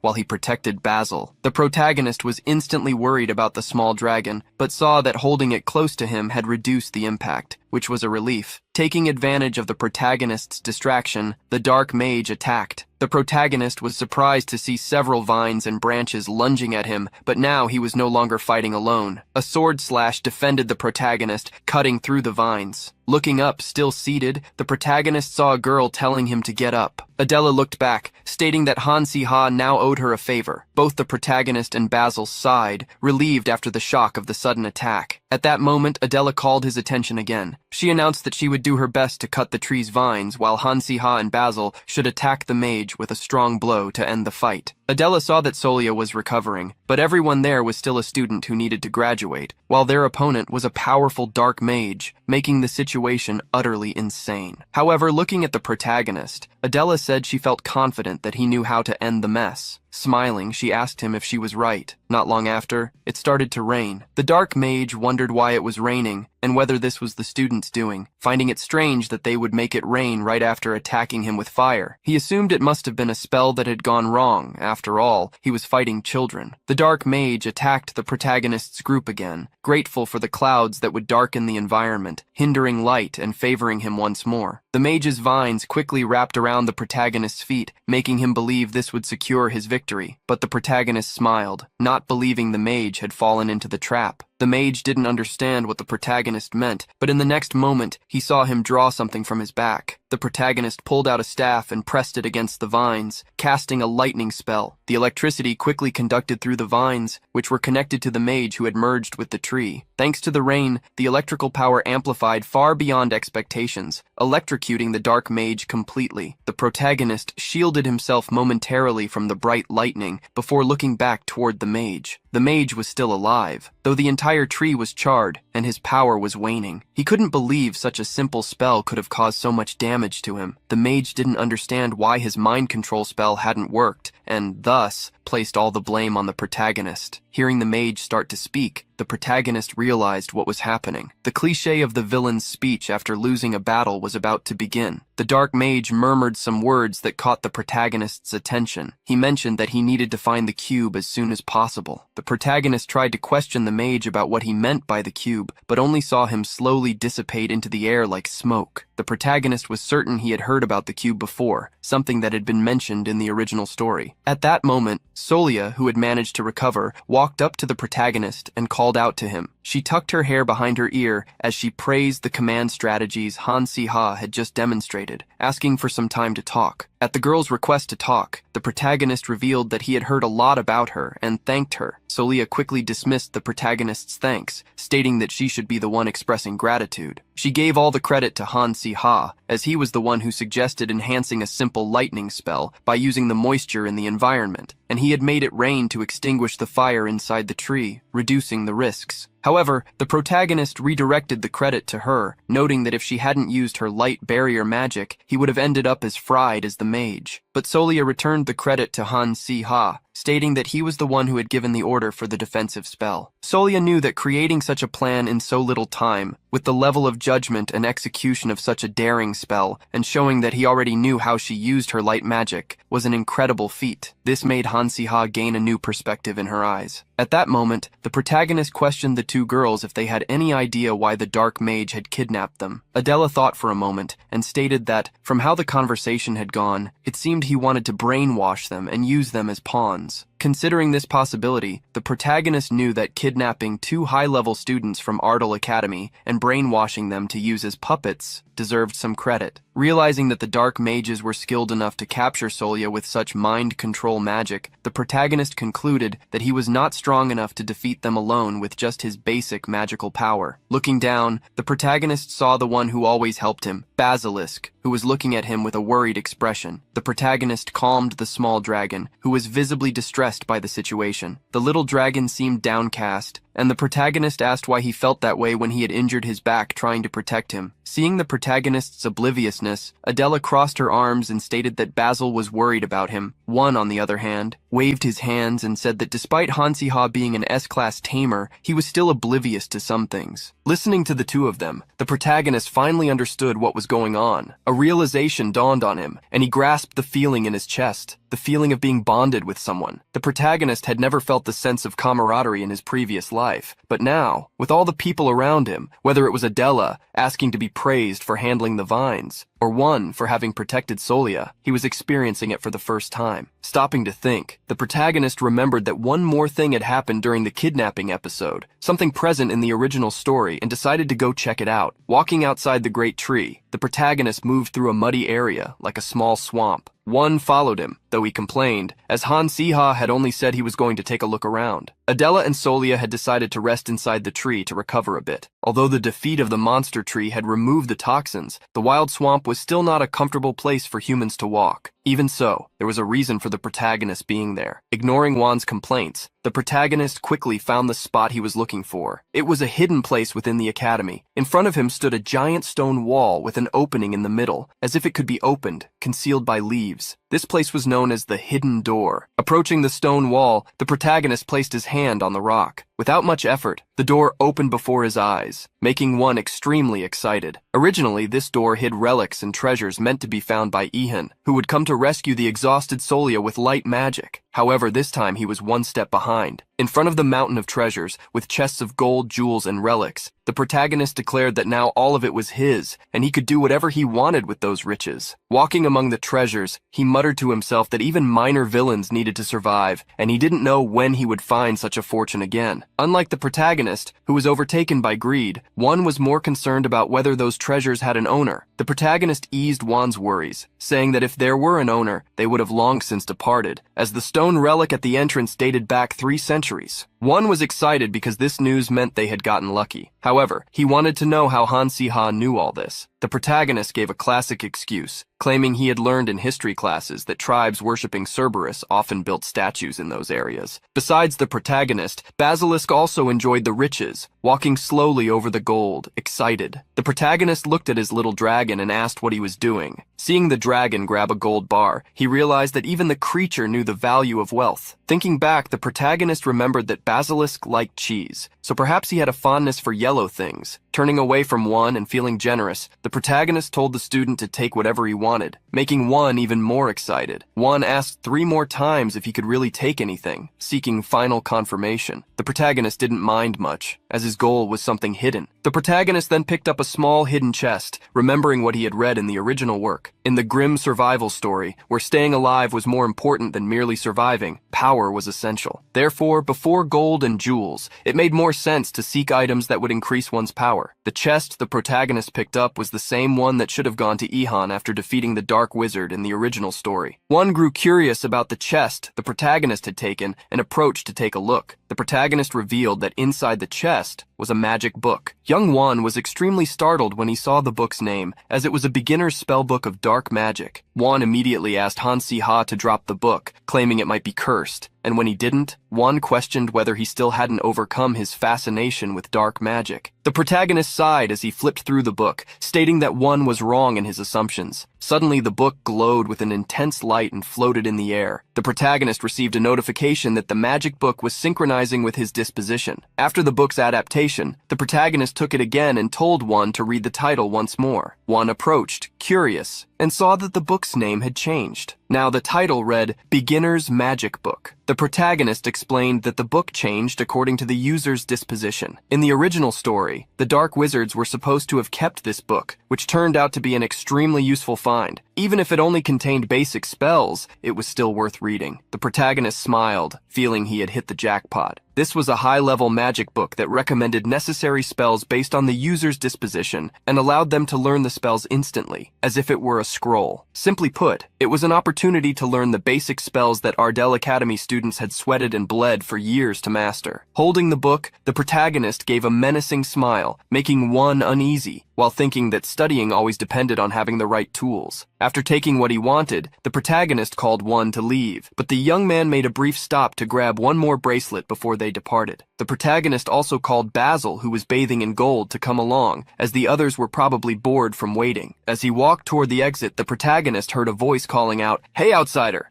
He turned to look back into the cave, surprised. The same voice called out again, and glancing around, the protagonist wondered if he was the only one hearing the voice calling him. Suddenly, the book in the protagonist's hand began to glow again. Being called outsider was strange enough to not be mere coincidence, but the change occurring in the book made it even more suspicious. After catching the protagonist's attention, the voice continued speaking to him. Greetings to the outsider who has crossed worlds. All your actions will change the course of the world. The protagonist was startled by the voice's comment about changing the course of the world, but he quickly realized what it meant. His thoughtless actions were indeed altering the original storyline. Originally, he wasn't supposed to be there that day. He was meant to be cut from the story. He was a character destined not to survive. There was a book capable of seeing through all legends and sayings. This book was the Book of Prophecy, the Carmen. The Carmen is an absolute prophetic book. No matter how much someone tries to deny it, everything the book says will inevitably happen. In light of what the book had told him, the protagonist wondered if he should step back now. As an outsider, he should have been isolated, distant from the original events. He questioned whether his own greed had led him to the heart of the academy, just to live comfortably. At that moment, the book, glowing with an intense golden light, began overflowing with pages as it spoke to the protagonist. Strange outsider, if this is the destiny given to you, you must not deny it. Accept it. Thus, the trajectory of this world may be changed through you. If you do nothing, the world will walk toward destruction. Faced with this, the protagonist felt dizzy, suddenly powerless. Realizing that the lack of strength was the price of hearing the prophecy, he fainted. Back at the academy, the protagonist woke up and saw Won by his side, complaining about how worried he had been when Han Si-ha suddenly passed out. The protagonist apologized, easing some of Won's discontent. Showing that he was fine, he asked to be left to rest alone. Won agreed and left, saying he would visit a few stores or something like that. The protagonist smiled in thanks, but his smile quickly turned into a complicated expression, reflecting his thoughts. He knew that the actions he had taken up until now had caused a small butterfly effect. The protagonist of the original story might end up failing, or the Dark Mages might win the war, which would eventually lead to the fall of the Ardell Empire. In a destroyed world, the protagonist knew he wouldn't survive. This was also the worst possible scenario for him. He sighed, lamenting that he had initially thought he could live peacefully on the sidelines of the story. Now he was about to mess up his own fate, just as he had in his past life. Getting involved in matters he shouldn't have in his past life had caused the protagonist to gain numerous unnecessary enemies, being betrayed, humiliated, and thrown into the gutter. He didn't want to live like that again, and he had wished with all his desperation that it wouldn't be the case. If the world truly were to end because of him, even though he tried to pretend he didn't know, the protagonist still felt a pain in his heart. Sitting on the bed in the infirmary, the protagonist continued to think, gazing out the window. He sighed and wondered why he was sitting there, knowing that he would face these same thoughts when a similar situation arose. He then concluded that he was the only one who knew about the main story that would unfold in the Worksel Academy, because he was the possessed one, the outsider. But soon he abandoned that thought. He was neither. He was just himself, with his own nature. When it was revealed at the academy that the mentor behind the kidnapping was a dark mage, the academy made sure to keep the incident a secret. The academy praised both the protagonist and Won for bravely rescuing Solia and Adela, even though they had left the academy without permission. In the end, the protagonist ended up drawing attention once again. Moreover, something else happened. The day after leaving the infirmary, news bombarded the protagonist. The students of his class were required to do a group project. A group project could always be summed up as a bus driver and his free passengers. There was always that one person who didn't want to do their part for some reason, leaving all the research, preparation, and presentation to what was known as the group's driver. In addition to the troublemakers, the protagonist remembered partnering up with those who didn't care about the work, didn't put in any effort, and just copied whatever information they could. In the end, he had experienced several disappointments with these partnerships. Recalling the story of Sil Academy, the protagonist remembered how the work showed that group projects were harder than any monster hunting, as most of the story focused on group practical magic tasks. Thinking about the first test in the story, the protagonist knew that the group's goal was to return with an item from each dungeon. The higher the level of the explored dungeon, the more bonuses would be obtained. But since the test period was very short, failure meant one thing: failure. Professor Grint explained that he was excited to see everyone demonstrate excellent teamwork and stated that the formation of the groups would be left to the students themselves. When the students realized they would have to form their own groups, they became desperate. Professor Grint then gave them 10 minutes to quickly organize themselves into groups. The protagonist yawned, facing something so boring. He hoped a group of responsible members would roll over to him. Suddenly, someone pulled the protagonist out of his precious yawn by calling his name. The protagonist of the original story was asking Han Si-ha if he would like to be in the same group as him. Not only the protagonist, but also other students who witnessed the scene were surprised, wondering if Ian was inviting Han Si-ha to his group because he had received a good grade in taming. The protagonist asked Ihan just to confirm if he was really inviting him to the group project. Ihan smiled, confirming his request, but the protagonist's response shattered his reality. Stating that it would be too problematic, he rejected the offer. Having his invitation turned down wounded Ihan's pride, as if an arrow had struck his chest. Sometime later, after class, the protagonist gathered with Won and Adela in his room. Won was crying, asking how Han Si-ha could reject someone so easily, while Adela called him heartless. Won expressed his surprise, stating that Han Si-ha hadn't just rejected someone who wanted him in his group, but rather a genius who desired his presence. He asked why he would reject it, especially since having Ihan by his side would guarantee a victory. The protagonist used the same excuse as before, saying it would be too troublesome. He mentioned that the three of them, Won, Adela, and Solia, could feel comfortable because they had already worked with Ihan before. Internally, the protagonist knew that wasn't the real reason. He was actually scared because he didn't know what would happen if he got involved with the main character of the story. Desperately trying to change the subject, the protagonist commented on everyone wearing the new uniforms, avoiding talking about Ihan. Won was quickly drawn to the new topic, commenting on the uniforms. He explained that the ties and robes were different for each department starting in the second year. Natural sciences wore red, the magic department wore blue, necromancy wore green, and theology wore purple. He arranged his tie elegantly, while the two girls commented on how wearing matching clothes made it seem like they were really on the same team. The protagonist sighed. No matter how smart the main characters of this story were, they were still children, as they seemed so happy about something so trivial. The protagonist interrupted the conversation, stating that they needed to decide which dungeon to conquer. He then suggested a B-level dungeon called the Haunted Forest. He was then asked if it wouldn't be worth aiming for a high score by choosing a more difficult dungeon, like an A-ranked dungeon. The protagonist replied that it made sense, but there was another factor. He asked if they remembered that the score was determined by the item they brought back, and said that, in fact, there was an S-level item hidden in the Haunted Forest dungeon. This sudden information surprised the whole group. They quickly realized how incredible this was, because if they managed to obtain such an item, they could defeat all the other groups, as seeking additional rewards could be exactly what Professor Grint was trying to encourage them to do. One was curious about how the protagonist found so much useful information that he himself didn't know, and the protagonist replied that he could call it reading between the lines. With that, everyone agreed to go to the dungeon suggested by the protagonist. Of course, the hidden reward in this dungeon had originally been found by Ihan in the third year, in the original story. But since the protagonist was no longer just an observer but the driver of this world's destiny, he wanted to make some preparations. The group decided to prepare and meet in 2 days. Deep within the Ardell Academy, passing through dark corridors, a group of students, more resembling troublemakers, had gathered. One of the students commented to their leader that they had obtained the information that the dungeon chosen by the students they were watching was the B-level dungeon, the Haunted Forest. The group leader placed his hand on his chin, thought for a moment, and said that the situation couldn't be more perfect. Removing his hood and giving a sinister smile, he said that it might be a good idea to establish some groundwork in that very place ahead of time. The day to enter the dungeon quickly arrived. While most dungeon entrances were located in the outer areas of the academy, the Haunted Forest dungeon had to be accessed through the Ardell Academy library. As they walked through the dark corridors of the library, the protagonist mentioned that there was a rumor about ghosts escaping from the dungeon and wandering around the library at night when the barrier was weak. Alarmed, Adela tried to brush off the idea but still glanced around nervously. The protagonist reaffirmed that he was telling the truth. At that moment, Adela jumped, noticing a person in one of the library corners, making her scream, thinking it was a ghost. The young man in the corner of the library had a vacant expression, but stated that he was just a normal person, though ghosts did indeed exist, as they were a type of monster. While Solia tried to calm Adela, the protagonist questioned the student about who he was. Noticing the color of the student's tie, the protagonist realized that he wasn't a student of magic and asked why he was there. The young man introduced himself with a calm smile, claiming to be a first-year student named Usher Barton. He said he was there to enter the dungeon with the group. The protagonist was surprised, and hearing the young man's name, he felt it was familiar. After thinking for a moment, he recalled that Usher Barton was a prodigy with extraordinary talent in divination magic, a student admired by the second-year theology department. Usher asked to join the protagonist group in the dungeon, swearing that he wouldn't be a burden. The protagonist tried to imagine what would happen if someone like him insisted on joining the magical class's dungeon attack. He studied Usher closely and asked if the young man had seen something. Usher looked startled by the question, surprised. Seeing Usher's reaction, the protagonist realized he was right. He then asked the young man if his assumption was correct, meaning that he had a specific goal and would need to follow the group to achieve it. At that moment, a girl approached the protagonist's group. "Oh, you shouldn't be so quick to distrust people. If you're going into the haunted forest after that dusty shelf, he'll be quite helpful, right? Since he can see ghosts." At the girl's sudden appearance, Adela got scared a second time that night. Seeing that she had startled someone, the girl apologized. She then introduced herself, making a victory sign with her fingers, saying she was Yoon Ha-yul, a second-year theology student, and Usher's guardian. Yoon Ha-yul then revealed that just as Han Si-ha had suspected, during a divination magic practice session, Usher had seen something, and ever since, he had insisted on following Han Si-ha. It was the first time a normally quiet child had reacted so strongly, so Ha-yul, who personally taught Usher, got permission from a professor to accompany him. The protagonist gave Ha-yul a dark look, stating that he didn't care, but questioning if she was going to interfere with his business, like a spy from another team trying to sabotage their mission. Ha-yul reassured the protagonist, saying that the real reason she became Usher's guardian was because of him. The protagonist was curious about the reason behind Ha-yul's comment, but she soon told him. With a bright look in her eyes, the girl revealed the most unlikely thing possible. "Han Si-ha! You're totally my type!" The protagonist was stunned to hear such a thing. Ha-yul seemed delighted as she spoke about her feelings. "The moment you were assigned to the magic department, our eyes met, and I just knew. Your slightly upturned eyes, your slightly messy brown hair, and that sly smile. That's totally the type of guy I think is handsome. I always welcome opportunities to get closer to handsome guys like that." The protagonist felt as though his soul had left his body upon hearing Ha-yul's declaration. One, standing behind the protagonist, explained that Yoon Ha-yul was famous not only for being from the theology department, but also for being a collector of handsome guys. One stated that since the haunted forest dungeon they were heading to was a place filled with dark energy, having theology students with them didn't seem like a bad idea. Solia also agreed with Wan, which made the protagonist frustrated. Seeing that everyone was agreeing with her, Ha-yul became excited, urging everyone to enter the dungeon. To access the haunted forest dungeon, it was necessary to pull a specific book from one of the bookshelves. As soon as this was done, a light shone from the empty spot where the book had been. The light spilled through the bookshelf opening, forming a large portal in front of them. The portal to the haunted forest. Basil's eyes widened in fear as he watched the portal being formed, as the only dungeon he had experienced so far was the slime dungeon. The protagonist picked up the little dragon to avoid any initial confusion. Holding Basil in his arms, the protagonist confidently led the group toward the dungeon. Inside the dungeon, explosions were happening all around due to the magic the group used to attack the monsters. The protagonist commanded Adela and the others to move in coordination, advancing with more efficiency. The protagonist sighed as he observed the battle. He wasn't surprised that Grint placed so much emphasis on teamwork and group activities. The group received 2 special items upon entering the dungeon, 2 blindfolds. Without these items, they wouldn't be able to see the ghost monsters inside the dungeon at all. Therefore, if anyone in the group was too ambitious for individual points or didn't cooperate well, the group could be defeated before even encountering a monster. Because of this, the protagonist had already decided in advance who would wear the blindfolds before entering the dungeon. The group entrusted their sight to Adela and One, who had high mobility. Meanwhile, Solia, who was stronger against dark monsters, and Basil, who had high firepower, took on the responsibility of quickly eliminating the smaller monsters. The protagonist also used his magic to create arrows and destroy small ghosts. This was a perfect plan. Ha-yul, who was watching the battle alongside Usher, commented on how amazing the protagonist's group was, handling the monsters without even the help of the theology students. Usher, however, said that what was most impressive was Han Si-ha, because even without any theology lessons or special items, he could effortlessly track the movement of the ghosts. It was like a warrior advancing into battle with his eyes blindfolded. Seeing all of this made Usher certain that the revelation he had heard the other day was not wrong. He had seen that the outcast from the magic department would be the one to save the world. Suddenly, Usher noticed something and shouted to warn the protagonist, "Sunbae Han Si-ha! A powerful energy is coming from the right side." The protagonist quickly turned to see what was happening. From the side where Usher had warned, a strong amount of evil energy was overflowing, flooding the haunted forest. The protagonist felt a sense of disgust coming from the mist, a tension that made him feel as if he was facing a horde of monsters. The protagonist then realized what was happening. The dungeon's boss monster had appeared early for some reason. It was a monster that resembled death itself, a hooded skeleton carrying a scythe of death. The boss of the haunted forest had the ability to read the memories of its opponents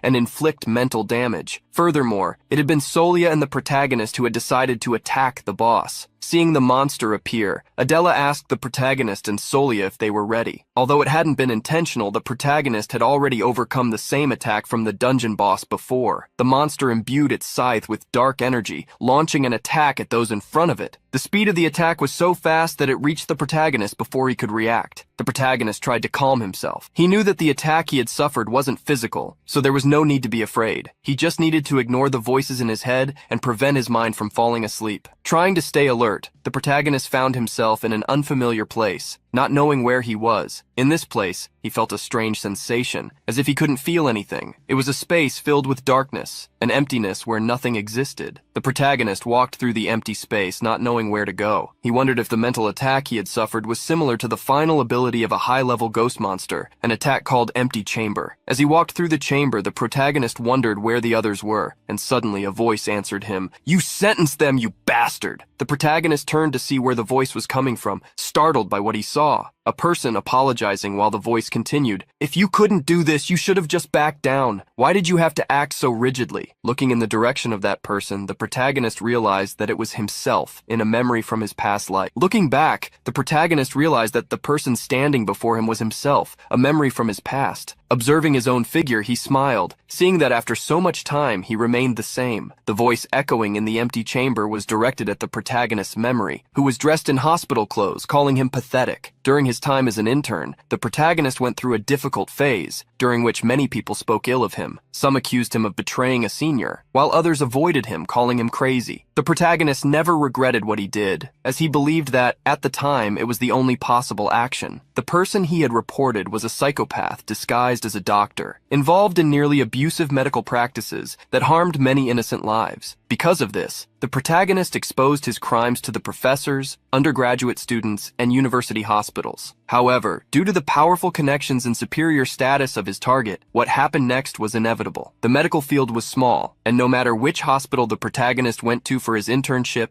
everyone avoided him, calling him a snitch. Even though he was recognized as a genius, all he received were criticisms and insults for ruining the career of a senior who was revered by many. That was how the incident happened. On a day when he needed to perform several surgeries, the protagonist was late despite the nurse's urgent calls. He couldn't continue because his hands were shaking uncontrollably. Even when he tried to calm down, the tremors wouldn't stop. The hospital directors were outraged to see that a veterinarian couldn't operate due to the tremors and decided to bar him from entering any operating room again. After evaluations, it was discovered that the tremors were caused by repressed emotions. In a meeting with the hospital director, he explained that the doctors had said the issue couldn't be resolved immediately and that the protagonist would need to be monitored. He fell into a state of depression, questioning how he had reached this point as just an intern. From then on, rumors and criticism began to spread throughout the hospitals. Even as one of the best students, he came to be seen as pathetic in the eyes of others. While continuing to be diminished under the stares and comments of others, with each passing day, the protagonist felt as if his sanity was being drained. Thus, he left the hospital of his own accord. Surprisingly weak and incompetent, that was how Han Si-ha was known, the intern doctor with the same name as Han Si-ha from Academy. Faced with these memories, the protagonist belittled himself. He thought he had done better this time, but it still didn't seem to be enough. Suddenly, in the empty chamber, a light shone from an opening in the ceiling. The protagonist was surprised when a small, cute red dragon appeared through this opening, calling for him. The protagonist was shocked. This was an artificial space created by the mental attack magic of the dungeon monster. This made him wonder how Basilisk had managed to find this mental space of someone. The little dragon jumped into the protagonist's arms. A mental connection was established between them as the dragon confidently conveyed a message. The protagonist finally understood the situation. There was a magical connection between the hearts of wizards and tamed monsters. He could vaguely sense that the little creature had also been able to feel his negative emotions and past anxieties and had come to rescue him. The protagonist embraced Basilisk, asking how such a tiny creature could be so emotional. Feeling the protagonist's affection, Basil hugged him back, very happy. At that moment, Han Si-ha understood the reason for his past actions. He had not made the report because he disliked the arrogant senior or wanted to start a childish rebellion. He couldn't betray his own sense of justice, which wanted to save injured animals because he wanted to protect them. Lifting the little dragon up, the protagonist thanked him for rescuing him and clearing his mind. Basil suddenly started trying to point in a direction, as if telling the protagonist there was something over there. The little dragon began waving his arms, agitated to show the protagonist what he wanted. Looking where Basil had pointed, the protagonist was incredulous. Looking in that direction, the protagonist found the hidden item he had come to seek in the haunted forest dungeon, a lantern inside a giant heart. The protagonist approached the lantern while carrying Basil in his arms. He remembered that the name of this hidden item inside the dungeon monster was the Phantom Lantern. Amazingly, such an item was actually the monster's core, its heart. The protagonist then realized that to defeat the monster and leave that chamber, all he needed to do was destroy it.